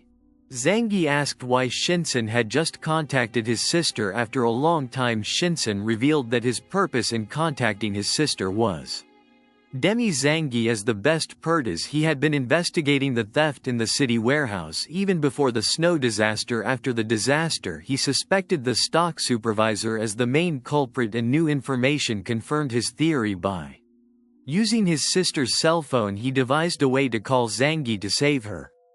Shin confessed that he knowing everything Zhang Yi did before and after the disaster and monitoring his movements since the news of the robbery city warehouses are scattered. If Zhang Yi does not come through his contact with Yang M, he has other ways to attract Zhang Yi's attention, but he felt grateful that Zhang Yi came by himself. This confession made Zhang Yi shocked and increasingly wary of Shinsen. In addition, he began to suspect the existence of the Blossom cat, which continued to following their car since they left. Zhang Yi thought taming the mutant cat could make him stronger. Meanwhile, Shinsen and Karen continued to observe the cat from the car window. After arriving at the place, their protection was welcomed by Chun-Lei, and her uncle Zhang Yi rewarded them both before suggested to return to their respective homes. Zhang Yi then returned home with a warm atmosphere that made Shinsen and Karen feel comfortable. Zhang Yi explains that as long as they are obedient and helpful, she will treat them well. They both Shinsen felt awkward and asked about other tasks, making Johnny surprised. He confirmed that Shinsen should focus on being a digital expert. Even though Zangi thinks Shsin is adorable, he already has Yokier and Mi. Shinsen began to think whether he was rejected because of his limitations. The conversation stopped when Yokier and Yang Mi arrive. Yangmi looks very worried about her sister. Shinsen calmed her down by saying that he was fine and just wanted to meet because he knew that Mi was with Zangi. Zangi was watching both of them. The sisters each have their own charm, beauty and intelligence. Attention. Why the curious how I know about it explains its existence and introducing Ken to his best friend who is a mechanic at school who feels very adorable. The head of the house ordered the one who prepared dinner and a room for the two girls at their dinner. Enjoy delicious dishes for months there. Music. But to make weapons and ammunition, Karen explains that she needs the right materials and machines. Zangi was satisfied and took Karen to see some of the mechanical machines he had stored. Karen mentioned the machines and materials needed and offered to help complete them, but Karen was sure he would can organize itself as a test. Zangi takes teacher Leon's sword from his dimension warehouse and gives the sword. It was up to Karen to evaluate. Karen was very impressed with the quality of the sword and felt honored holding it. Karen explained that the sword that Johnny carried was a priceless ancient relic and can't be imitated. The sword is so sharp that it can cut diamonds. This sword was given to Miss Lien as a reward for his services and he valued it more than his own life. This information gave Zangi an idea. After that they continued their dinner and discussed Karen's contribution to the house. After eating, they watched the news report revealing that the cold weather had no time limit with the majority of the world's population is gone. Anarchy is starting to spread. Laws no longer apply and power becomes the determinant of everything. Armed groups and military organizations begin to seize territory and resources. Dia Shin feels jealous seeing Zangi's closeness to other girls, while Johnny realizes that armed groups and military organizations will be a major threat in the struggle for resources in the future. Shsin agrees that a major war for territory and resources will soon occur and their place will be potential target. Johnny takes him to the control room with full access to the internet in no time. Shinsen mastering the system and finding security holes that are outdated. He explained that even though this system once sophisticated, now exploitable by hackers, several hacking attempts have occurred in the last few weeks and within a month the attackers were able to take control of the Shsin system, quickly shutting down all the gap and started hacking back into the attacker's network without leaving a trace. Zangi felt lucky to have taken him, but the situation changes when the Yokier tells that a giant monster, the big cat, has arrived at the door of Zangi asking Shinsen to provide a solution to the situation. The cat wanted to protect Shsin. Zangi decided to conquer him. He took Shsin out of the security room, calmed the girls down and approached the window where the cat is. The cat looks calm but threatening as Zangi got too close. Johnny tried to tempt the cat with food from his dimensions warehouse, but the cat refused. Shinsen reminding that street cats are very suspicious of strangers. Finally Zangi offered a deal if the cat promised not to attack villages and only eat non-human food. The cat agreed to be given the food and Zangi returned home with Shinsen. When he arrived home, Yokier was surprised to see the small cat suddenly shrink. The big cat did not experience a mutation, but has the ability to grow and shrink as it wishes. This explains how the cat can eating some students, because when eating it will reduce the cat's ability to disappearing and not being detected even by teacher Lien is also related to this ability. Zhang Yi saw that the cat was injured in battle, but the cat seemed indifferent. Zhang Yi planned to give medicine for it. Gaining the cat's trust that night, the two girls slept comfortably. Karen felt like she was dreaming because this morning they were hungry and cold, while tonight they are in a warm place with food enough and sleep comfortably. Shinsen feels safe being by Zangi's side, who is very smart and full of their wits, discussing ways to strengthen their weapons and protection. Meanwhile on campus, a Rich students managed to contact their fathers, but most of them couldn't contact their families. Probably their family was not saved. At least the monster cat did not attack again. The young man asked his father to save everyone. After a few hours of waiting, they heard a sound from outside. They went out and saw a chariot pulled by wolves with a group of soldiers wearing cold weather gear. The teacher recognizes they as trained soldiers. The boy asked if they came on the orders of his father. One of the soldier took off his helmet and it turned out to be the boy's father. The boy was shocked to see the physical changes. His father looked thin and tired. He hugged his father and asked why his father was late.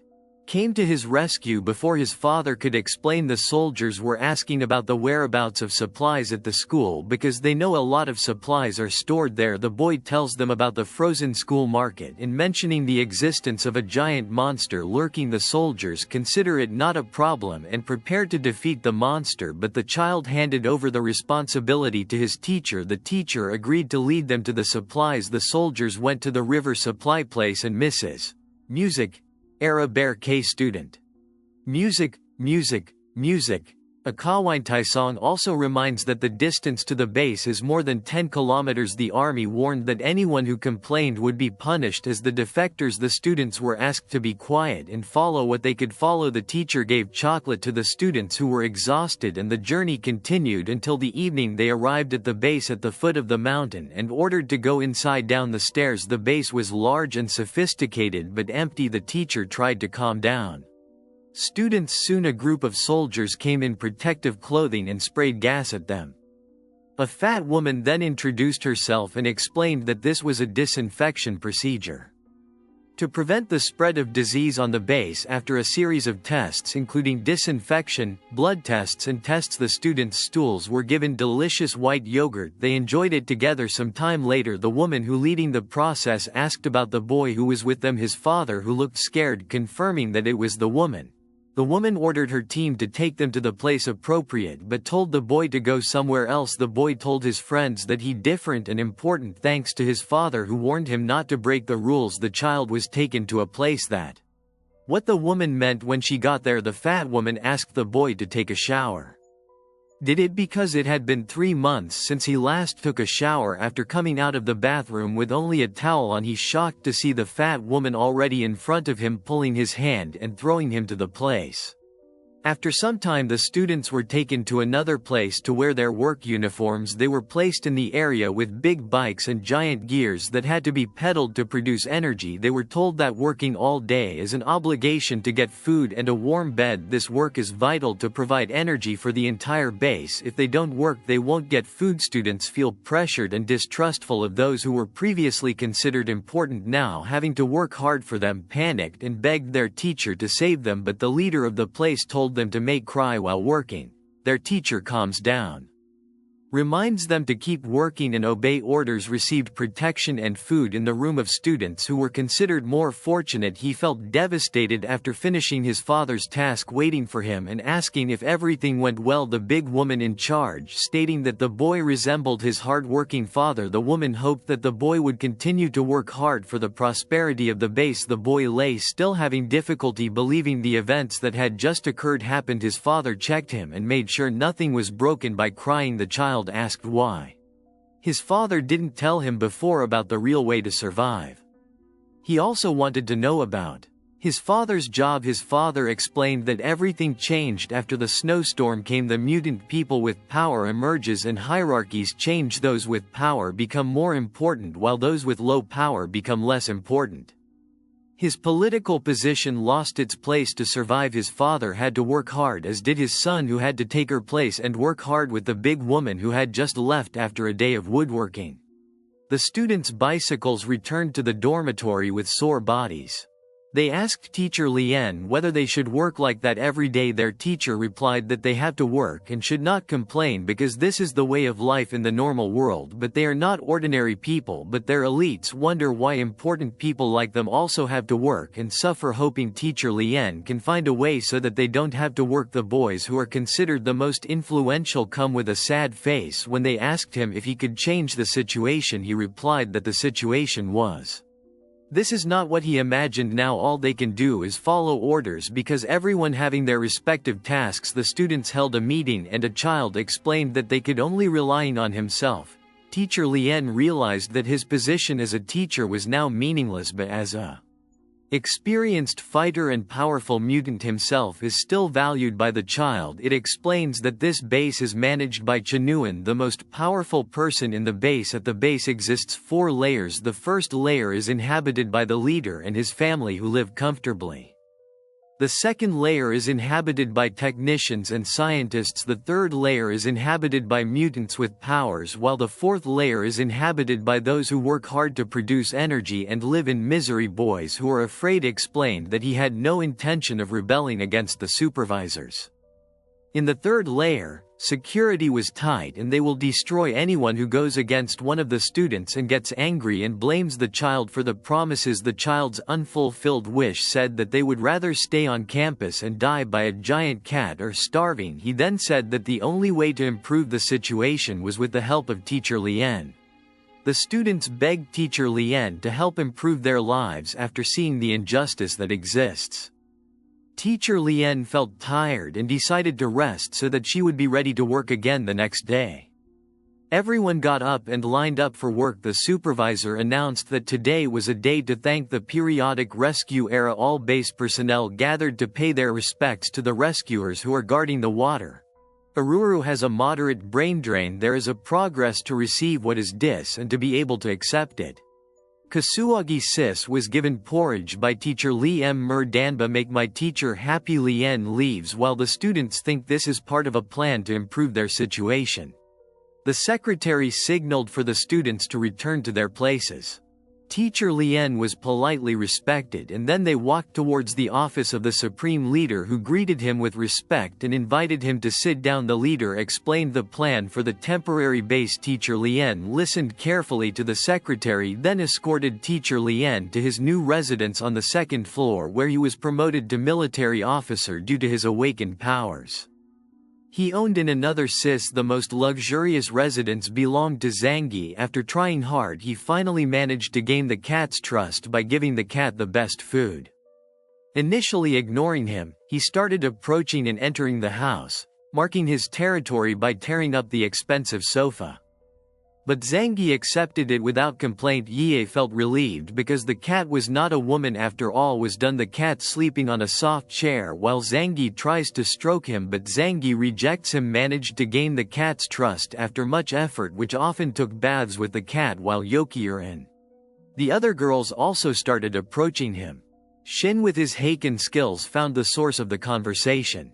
Who tried to hack the home security system. He tracked it easily without being caught. It turned out the conversation came from the base where his teacher is, and they planned to attack the residence of the confident protagonist, deciding to destroy his enemies without fear. He then approached Karen, who told him that she has made a sound filter for the Zhongyi rifle. With the addition of this rifle, which was previously noisy, now can be used more quietly. Zangi sat beside the girl and put his hand on her shoulder, asking about making grenades and landmines. The girl was a little confused considering Zhongyi underestimated its capabilities, even though it was not difficult to make. He explained that making such a weapon, it has been done since the medieval times and he can do it with his eyes closed if he has the right ingredients.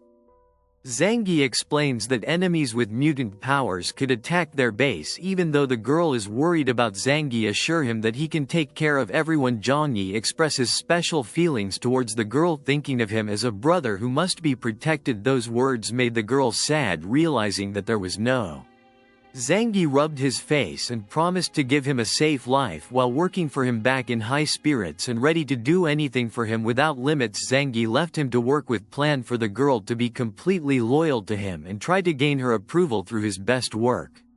In dire need of weapons to face the new enemy, Zangi contacted Chun and his uncle to inform them. Threat of large bases. He warned them not to reveal their special abilities. Zangi also emphasized that Chunlei is more dangerous because of its position between Zangi headquarters and military headquarters. Mysterious, who is likely to be the first target, he asserts that if Chun is in danger he must come immediately because someone with extraordinary abilities like Chun should not be allowed to die, while Chun feels that the village people's agriculture will not be attacked because there is no reason for any organization interested in the West Mountain Base 27 kilometers from Chun village. A man and a girl prepare to investigate the Fanqie headquarters area. The girl predicted that the snowstorm would last as long as possible. God's final act to erase the sins of the world, they continued their journey by sled avoiding the river. Frozen near Fanqie headquarters. Upon arriving at Chun village, the two men were impressed by the large ice castle in the village. They were introduced as government emissaries and village leaders welcomed them, ordering the residents to treat them well despite doubts from the villagers. The village leaders assured that the alliance with the military more important than the food they had. He held a banquet and explained that the castle snow and food production in the village thanks to his leadership. One person doubted that the leader was only continuing the efforts of the previous leader. When asked about food production, the village leader initially explained that despite the snowstorm they managed to maintain the farm, but he later changed his explanation, mentioning the decline in food production. The village leader discussed the construction of the ice he had ordered, which was thought to be able to profitable government. If he becomes their ally, he orders more food under increasingly convince the woman that the village leader is hiding something that the mountain base can exploit. When asked about when this snowstorm will end, the woman said that the government has big plans to solve the weather problem. The village leader and his followers were interested, but the woman also asked whether they noticed the changes in the villagers. The village leader pretended not to know, considering not to reveal Chun's identity as a mutant, even though he asks for the woman's phone number to report information if there is a village leader who is afraid to reveal that he is hiding information about Fanqie. A man who lives across the river, the name of Fanqie, attracts the woman's attention because he is the target of the investigation. The village leaders tell how the Fanqie wiped out half the village after they tried to steal food from him. All who knew Fanqie's face or power died in the attack. But the woman did not gain more information about Fanqie's face or abilities. After their conversation, decided to leave the village and report to the women's base that they had found a village with many foods are useful for the future, even though the man questions the lies they tell women.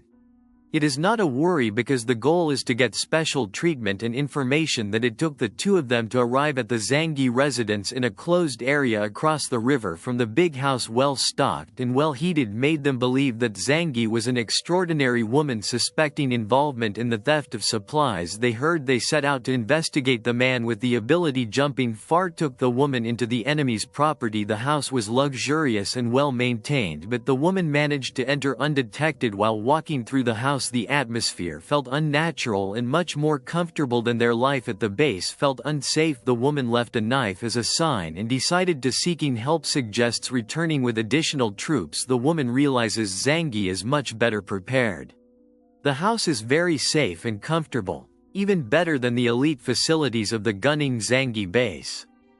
It certainly has strength and resources of unknown capabilities are not suitable for combat and detection will result in fatal. They immediately left. While in Zhongyi's room, the cat woke up feeling something is strange. Zhongyi wakes up carrying a gun, checks the phone. There is nothing, notes on the security system, but after the cat kept pushing to get out, he opened the door and found a knife that left unaware of the threat. Zhongyi checks the security footage and finds out someone with the ability especially managed to get in. He was angry knowing that this very safe place had been broken into, threatening his safety with protective gear. He checked the camera and realized they had just left two people riding snowmobile to base to deliver important information. The woman reveals suspicions about Fanqie, who stole from a Walmart warehouse, alleged he had the ability to hide and access items by opening another dimension. If true, this would be the most powerful ability they have, hoping for a big reward, but their joy was cut short when a projectile pierced the woman's head. The surviving soldiers panicked but quickly took control of the situation, but were confused when a big fur ball rolling towards them. The man protected his partner during the attack that almost hit the trail.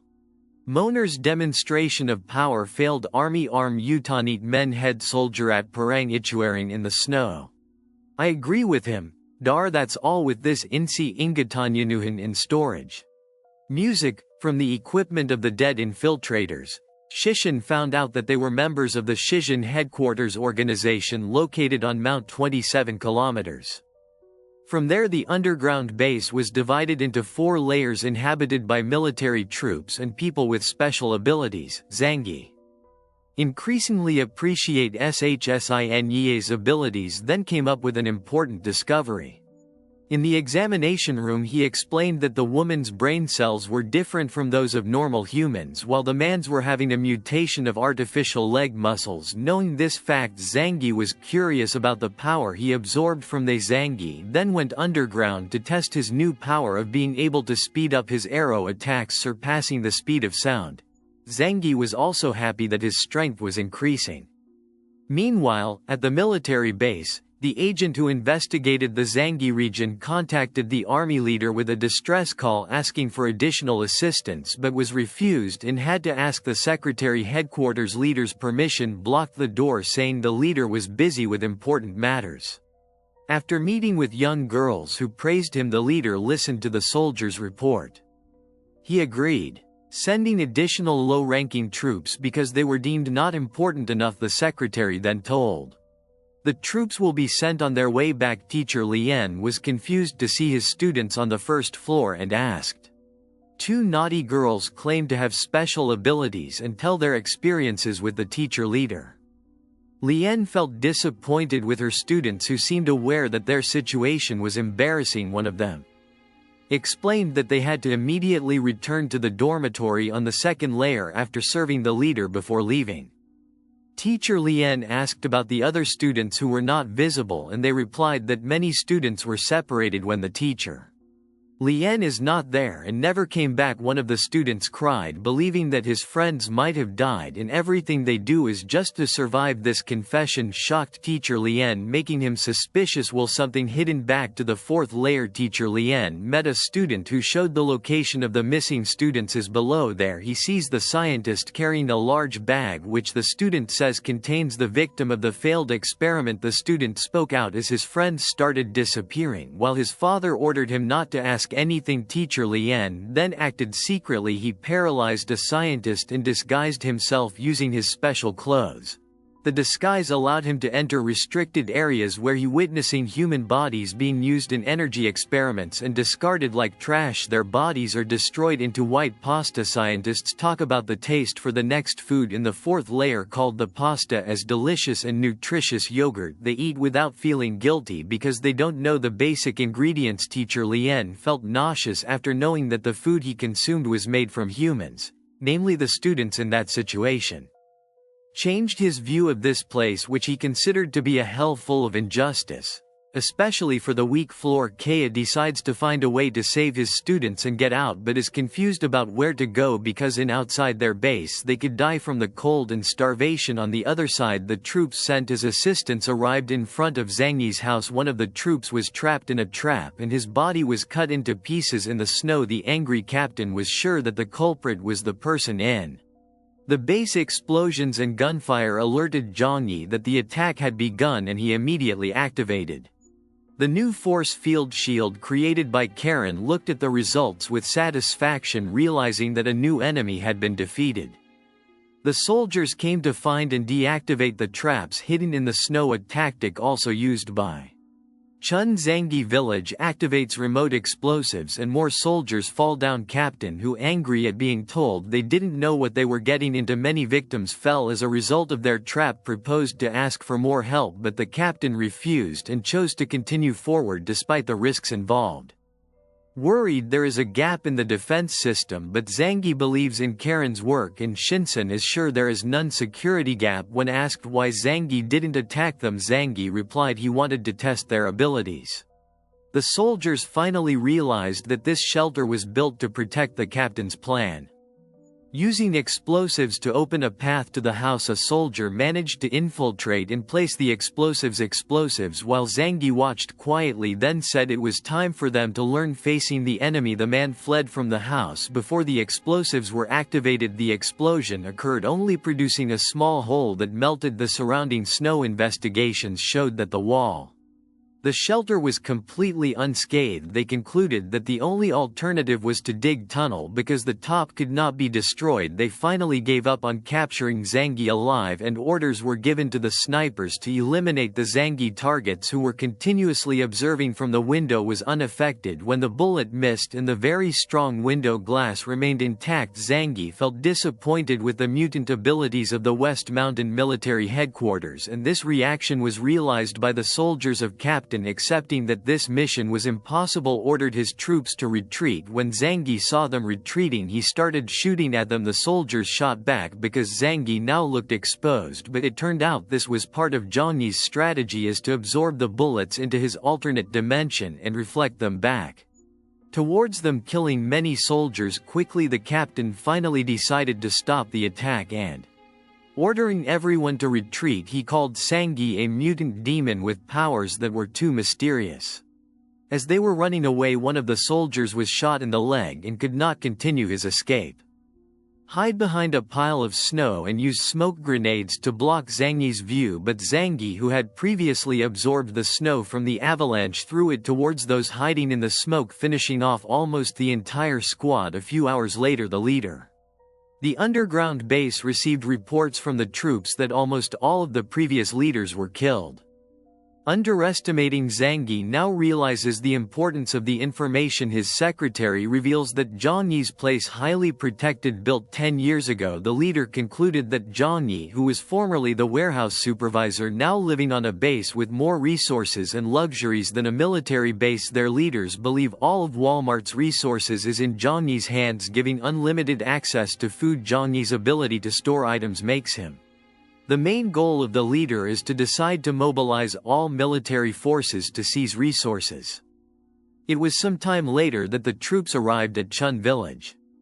Chun Lei contacted Zangie and immediately confirmed Zangie's suspicion that the army was coming to attack the shelter across the frozen lake. Zhang Yi warned Chun to be careful because they will take food in the village and strengthen their troops. Zangie advised Chun flee to his residence if threatened. Zangie also reminded that if the military found out about Chun's strength, they would appreciate it and offer them a life of luxury, but that would make them Chun's enemies feel embarrassed, and affirmed his loyalty to Zhang Yi in the village. The village leader received the troops and suggests Chun go into hiding, but Chun meets the leader and insists that hiding his identity is the leader's mistake of introducing Chun as a mutant. The captain of the squad asks about his abilities, and Chun shows the ability to control snow. The captain offers a bright future in their organization. Zhang Yi then received a call from Chun Yang reporting the strength of the Zangie troops, expressing gratitude for his loyalty, and asked if Chun wanted to join the military. After hearing Chun's answer, Zangie was sure Chun was on his side and the information provided was reliable. Chun trusted his instincts to trust everything.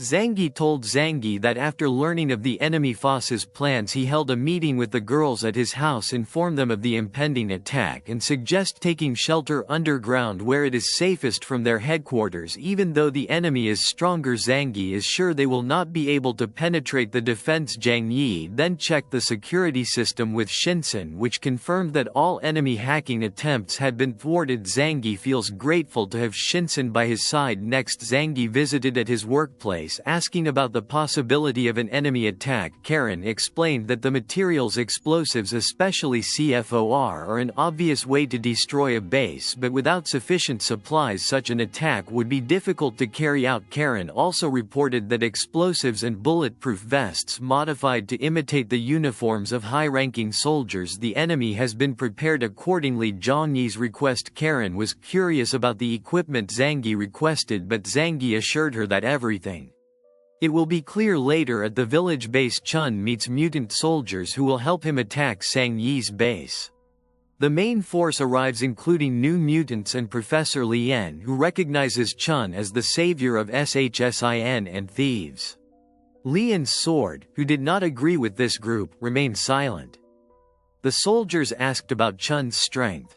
Reveals the ability to control ice and create an ice house. The captain prepares the attack. Growing up in the Zangi headquarters, he realized there were gas grenades around his residence wearing combat clothes and asked the girls to go underground. Zangi look out the window, monitor the enemy approaches. The soldiers creep closer to the house placing explosives, and the captain orders the explosion big to remove their trap. They piled up bombs to knock down the front wall of the house. Zhang Yi observed from a distance, already preparing his plan when the explosives will be activated. The captain was disappointed because Zangi did not put up any resistance and felt the attack would go smoothly, but when the detonator E was activated it exploded. The army was confused. Only minor damage was caused to the place where the explosives were planted in the residence that gave the girl. Well, everything is safe. The area where the funds are located has experienced an explosion to the storage. Remove enemy explosives. Calm the girls in the control room. A message from the brain.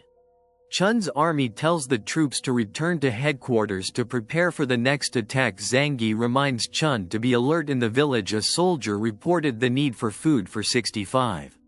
Chun people realized the food stock would run out. The village leader agreed but asked how long it would take to destroy the Sangyi headquarters, and the soldier said it was a secret matter. Then the village leader asked Kun to build an ice house for the soldiers. The next day the new explosives arrived. A mutant similar to Shingeki Ky Jin and Captain throw explosives into the Zangi headquarters. Zhang Yi diverts the explosion with its ability to throw explosive boxes back, forced soldiers to fall for cover. A huge explosion rocked, turning dozens of soldiers into ashes. Zhang Yi was satisfied. The captain of the squad was shocked, wondering about the power that could produce such an explosion while contemplating the shot. Almost hit his head, but he managed to avoid it twice. Zhang was not disappointed even though he missed a soldier shot in the forehead, but his mutant powers kept the bullet from penetrating his skull. Zangi observed the movement. Another soldier, 2 shots came towards him, but he absorbed both bullets with his storage ability. Stated that this was too easy. He bounced the bullet back, killing both shooters. The strong vibration almost made Zhang Yi fell from the window. The captain, full of hatred, attacked the structure of the house but failed to destroy the wall. To delay the battle, he promised to destroy Zhang Yi even if he had to, sacrificing Zhang Yi's life to acknowledge the enemy's strength, but only a threat if he managed to enter the failed army headquarters. Returned to the village, greeted with several complaints from the villagers. The angry captain ordered them to be quiet and asked food to restore the strength of the villagers. Began to oppose military support. A soldier is upset with the treatment of the villagers. The captain insists they will remain useful until Zangi is defeated. After that it will be used to produce energy at the Yie mountain base to ensure that his lover is not hurt. Yangmi brings food, and while Zangi is eating he asks Ken about the structural repairs. Ken explains repairs can be done later. They toast, celebrating the victory at dinner. Shsin tells Zangi that Profor Lien contacted him. Shsin handed over the phone and Profor Lien expressed his intention to negotiate. Zangi asked Shin about his trust in the woman, and Shin assured him that Li always kept his promises. Professor Lien reveals that he has infiltrated the military forces at the West Mountain Base and can help Zangi with the condition of the safety of his students. Zangi replied that he would contact him if needed. Something the conversation ended and Zangi told the girls about the situation at the base. Karen felt sad hearing the fate of his comrades. Zangi asked Shinsen about the Trojan horse plan. Shsin explained Professor Lien can infiltrate and insert a flash drive to access the Zangi headquarters system and then contact Professor Lien to ask for the mission, and Lien agreed to believe in Zangi, who had saved him. Music. His students on the other side of the captain telling the villagers that the military still lives in their village to protect them from the threat of demons. Across the lake the citizens were asked to unite to defeat the demon. In the meeting room the captain warned that the villagers' rebellion will soon begin and some villagers may die in the resistance. Professor Lien is angry, not wanting to sacrifice innocent people for their goals. Feng offers Lien a solution to avoid confrontation if there is any, and Lien agrees to side with them for the safety of her students. She agrees with Feng as long as efforts to avoid the deaths of residents are maintained. Not long after, Feng instructed the residents to dig a tunnel and unite to defeat Zhang Yi, but some Most of the residents opposed, not wanting to create problems. The village leader tried to convince them that the death Zangi will bring peace, but many refused to dig because Zangi never attacks them. Since the peace agreement, Lien has been worried about this situation. Teacher Lien has contacted Zangi to give news and asking for the next step. Zangi replied that he would let them dig because the situation was under control. Lien asked for her home address to know if Johnny would pick her up later, but Johnny replied that everything would be fine.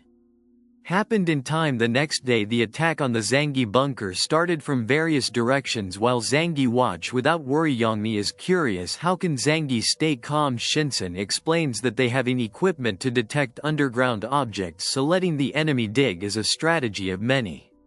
Those who start to die from cold and exhaustion and those who try to rebel will be punished severely by the captain. Will not allow disobedience. Several days later Lien contacted Zangi about the large number of deaths. Zangi replied that he would immediately carry out his plan, but first asked why the mutant attacks were increasing.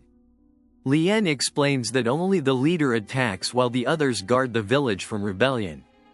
Zangi understands and prepares for the next step. Zangi exits through the secret passage riding Saju's vehicle, headed towards Chun village wearing a military uniform. A soldier who saw him immediately gave respect, but his life was immediately taken. The smell of blood spread and the other soldiers immediately chasing their attacks was meaningless in front of Zhang's dimensional power, who retaliated with a sword attack, causing the soldiers to tumble down. A distress signal was sent to the captain and the other mutants, who immediately returned to the village as soon as possible. Zhang Yi, after killing hundreds of soldiers, brought Chun to his residence by snowmobile. The captain and his squad returned to the village to find the bodies of their comrades strewn about. The captain concludes that there is a traitor, tells Zangi about their plan and is determined to find him. On the other side, Zangi takes Chun to his room complete with a bolster doll. After that he went to the control room where Lien and Shin were. Shin explains how he used Lien's information to access the enemy headquarters system and cut off communications between Zishan headquarters and Cap. Feng makes Zangi happy. Zangi promises Lien that he will save his student after the enemy threat was overcome, but the conversation stopped when the enemy troops came to the emergency door. The headquarters had been waiting for the right time to fight. He appeared in front of the enemy, who immediately realized from Zangi's presence standing alone seemed like an easy target to miss. One soldier angrily advanced to attack him despite his comrades warning him not to. Rash, but when the soldier approached, Zangi pressed a hidden button. On the ground a huge explosion occurred, triggering an avalanche that immediately buried the soldier in another place. Lien Emun Chul with mutant cat Feng is angry at his betrayal, but Liang claims that he never being part of them. The fight took place between the whole and the captain of the mutant troops. One of the mutant soldiers tried to defend by making a wall, but the wall was destroyed by the attack of the mutant cats, which made the soldier died instantly. Feng lost focus when he saw his friend die, but returned to focus when Lien's attack approaches, while Zhangyi's attacks destroy the remaining mutants without mercy. The enemies are trapped between Zangi in front and Chun Lei, who appears behind them. Chun uses her powers in order to trigger a massive avalanche that buried them all. Master Lien took advantage of the chaos to running away with the mutant cat while taking the Chun Lei with him. The captain could only watch without being able to stop it. The rest of the enemy troops are now cornered facing the Zangi, who stand above them. Don't tell them will taste their own weapons. He launches explosives at them, causing a huge explosion, and most of the troops were killed instantly. The captain and some of his troops managed to escape, but now facing a giant avalanche that buried them alive. Zangi contacted Shinsen to make sure the calculations were correct and they would soon return home. Teacher Lien had suggested checking the enemy captain, but Zangi was sure the captain would freeze under the snow after they returned. Celebrating Zangi's victory, relaxing with his wives, enjoying drinks in a relaxed atmosphere, Zangi said to Yokier that he is one of the lucky few who can survive well in a world full of danger. Music. This is from the attack on Zangi. Only Captain Feng survived back to headquarters. He faced the wrath of their leader for losing almost half of their extraordinary elite troops to the fall. The elite team of 50 people weakened the strength of their base and defense. In the future, Feng, feeling guilty for the death of his friends who were considered brothers, with deep regret he knelt down, apologized, and was willing to be sentenced to death. But he also asked for the opportunity to take revenge on the Zhongyi leader. They considered the death penalty but realized losing their strongest mutant was a huge risk. He eventually agreed. Locking Feng up for a week to reflect, the leader then decided to stop the direct attack on Zangi and focus on strengthening the lost troops. He was worried that other bases could attack if they knew his troops weakening. He asked about the condition of the newly brought villagers, and the secretary reported that they were in good condition, well with the potential to develop special abilities. The leader decided to immediately conduct an experiment, injecting Feng's cells into their bodies. Even though many will likely die, the leader doesn't care. Prioritize replacing fallen soldiers to conquer Tianhai City without sufficient troops and strength. Shinada's plan could not be implemented. He postponed the missile problem and chose to negotiate with Zangi so that joining Zishan headquarters, Chen ordered his followers to prepare formations and devices to contact Zhang Yi. After the laptop and headphones are ready, Chen decided the missile would be the last option if Zhang Yi refused. As the call begins, Zhang Yi greets Chen, casually praising Chen's leadership skills at Zishan headquarters, but the Zhang Yi tone made Chen feel belittled, triggering his anger. Chen stated that this action was not for his own sake. Zhang Yi's interest calmly teased Chen's weakness. After more than 50 of his men failed conquered Beer in the last few days, he asked how Chen planned to kill him after. The series of failures made Chen's anger peak, and he threatened to send missiles to destroy the entire country. Zangi, hiding Zangi, was shocked and stated that he knew Chen was lying because there was no missile base in Tianhai. Chen explained that he had acquaintances in neighboring city with military and missile bases responsible for bomb attacks on its bases. Despite Zangi starting to be convinced, he still doubts Chen. To prove his threat, Zhang challenges Chen to fire a missile. Nearby, Chen called Zhang's stupid missiles were too valuable to be thrown away. Just like that, from Chen, Zangi's tone began. Realizing that the threat was serious, although hesitant, Zangi asked for a few days to think about Chen's offer. But Chen, given only 1 day after the call, Chen hoped Zangi would accept his threat not to waste resources. Meanwhile, Zangi began to consider leaving his shelter, while Shinsan doubted whether the leader of the Shinsan base really had missiles, considering that previously many soldiers were sent without missiles. Zangi confirmed that the military base in the neighboring city has that weapon. If it is attacked, everything will be destroyed. Yokier asked, can they return to their original place? And Zangi admits that the safety of her harem is Chun-Li's top priority. Looked sad, just arrived at the warm place. Teacher Lien reminded Zangi of his promise to Zangi. Can't forget that. Zangi looked at his computer seriously, then gave a small chip to Lien's success. The rescue of his students depends on Lien's success in installing a chip in the area's computer. Sometime later, Lien managed to enter the Sinyuan base without being detected on the way. He overheard a conversation between two scientists who were shocked to learn that Lien had left and abandoned his students, so that leader Chen decides to conduct mutant experiments on Lien's students and the villagers. After the scientists, Lien goes to contact Zhang Yi to ask for help to save his students. Zhang Yi reminds Lien to implant a chip into the central computer to ensure the students escape, and promised to provide protection and food if successful. Lien knew it was the only way, even though the computer room was under heavy surveillance. While that, Zhang Yi with his girls went to building 25 to tell SHSIN that you guys succeeded, they will attack the military base in the SHSIN mountains. Is a reminder of the importance of information that can be stolen from the base. Zhang Yi knew that knowing more about the unexpected power would give them a conversational advantage. Stopped when Karen was worried that Lien would be caught and tortured. Zhang Yi smiled in her heart, not believing it.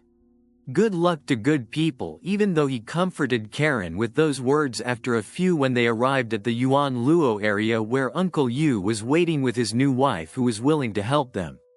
Chun looks sad because he has to leave his plastic wife. Zangi realizes that everyone around him is sure the neighbor was dead, but the voice of his uncle who was happy to hear the good news disturbed his thoughts. They together to the safe house. When they return to the place of origin, old memories appear. Juimi invites all to feel comfortable even though the space is limited, while those who seem enthusiastic about playing board games with friends.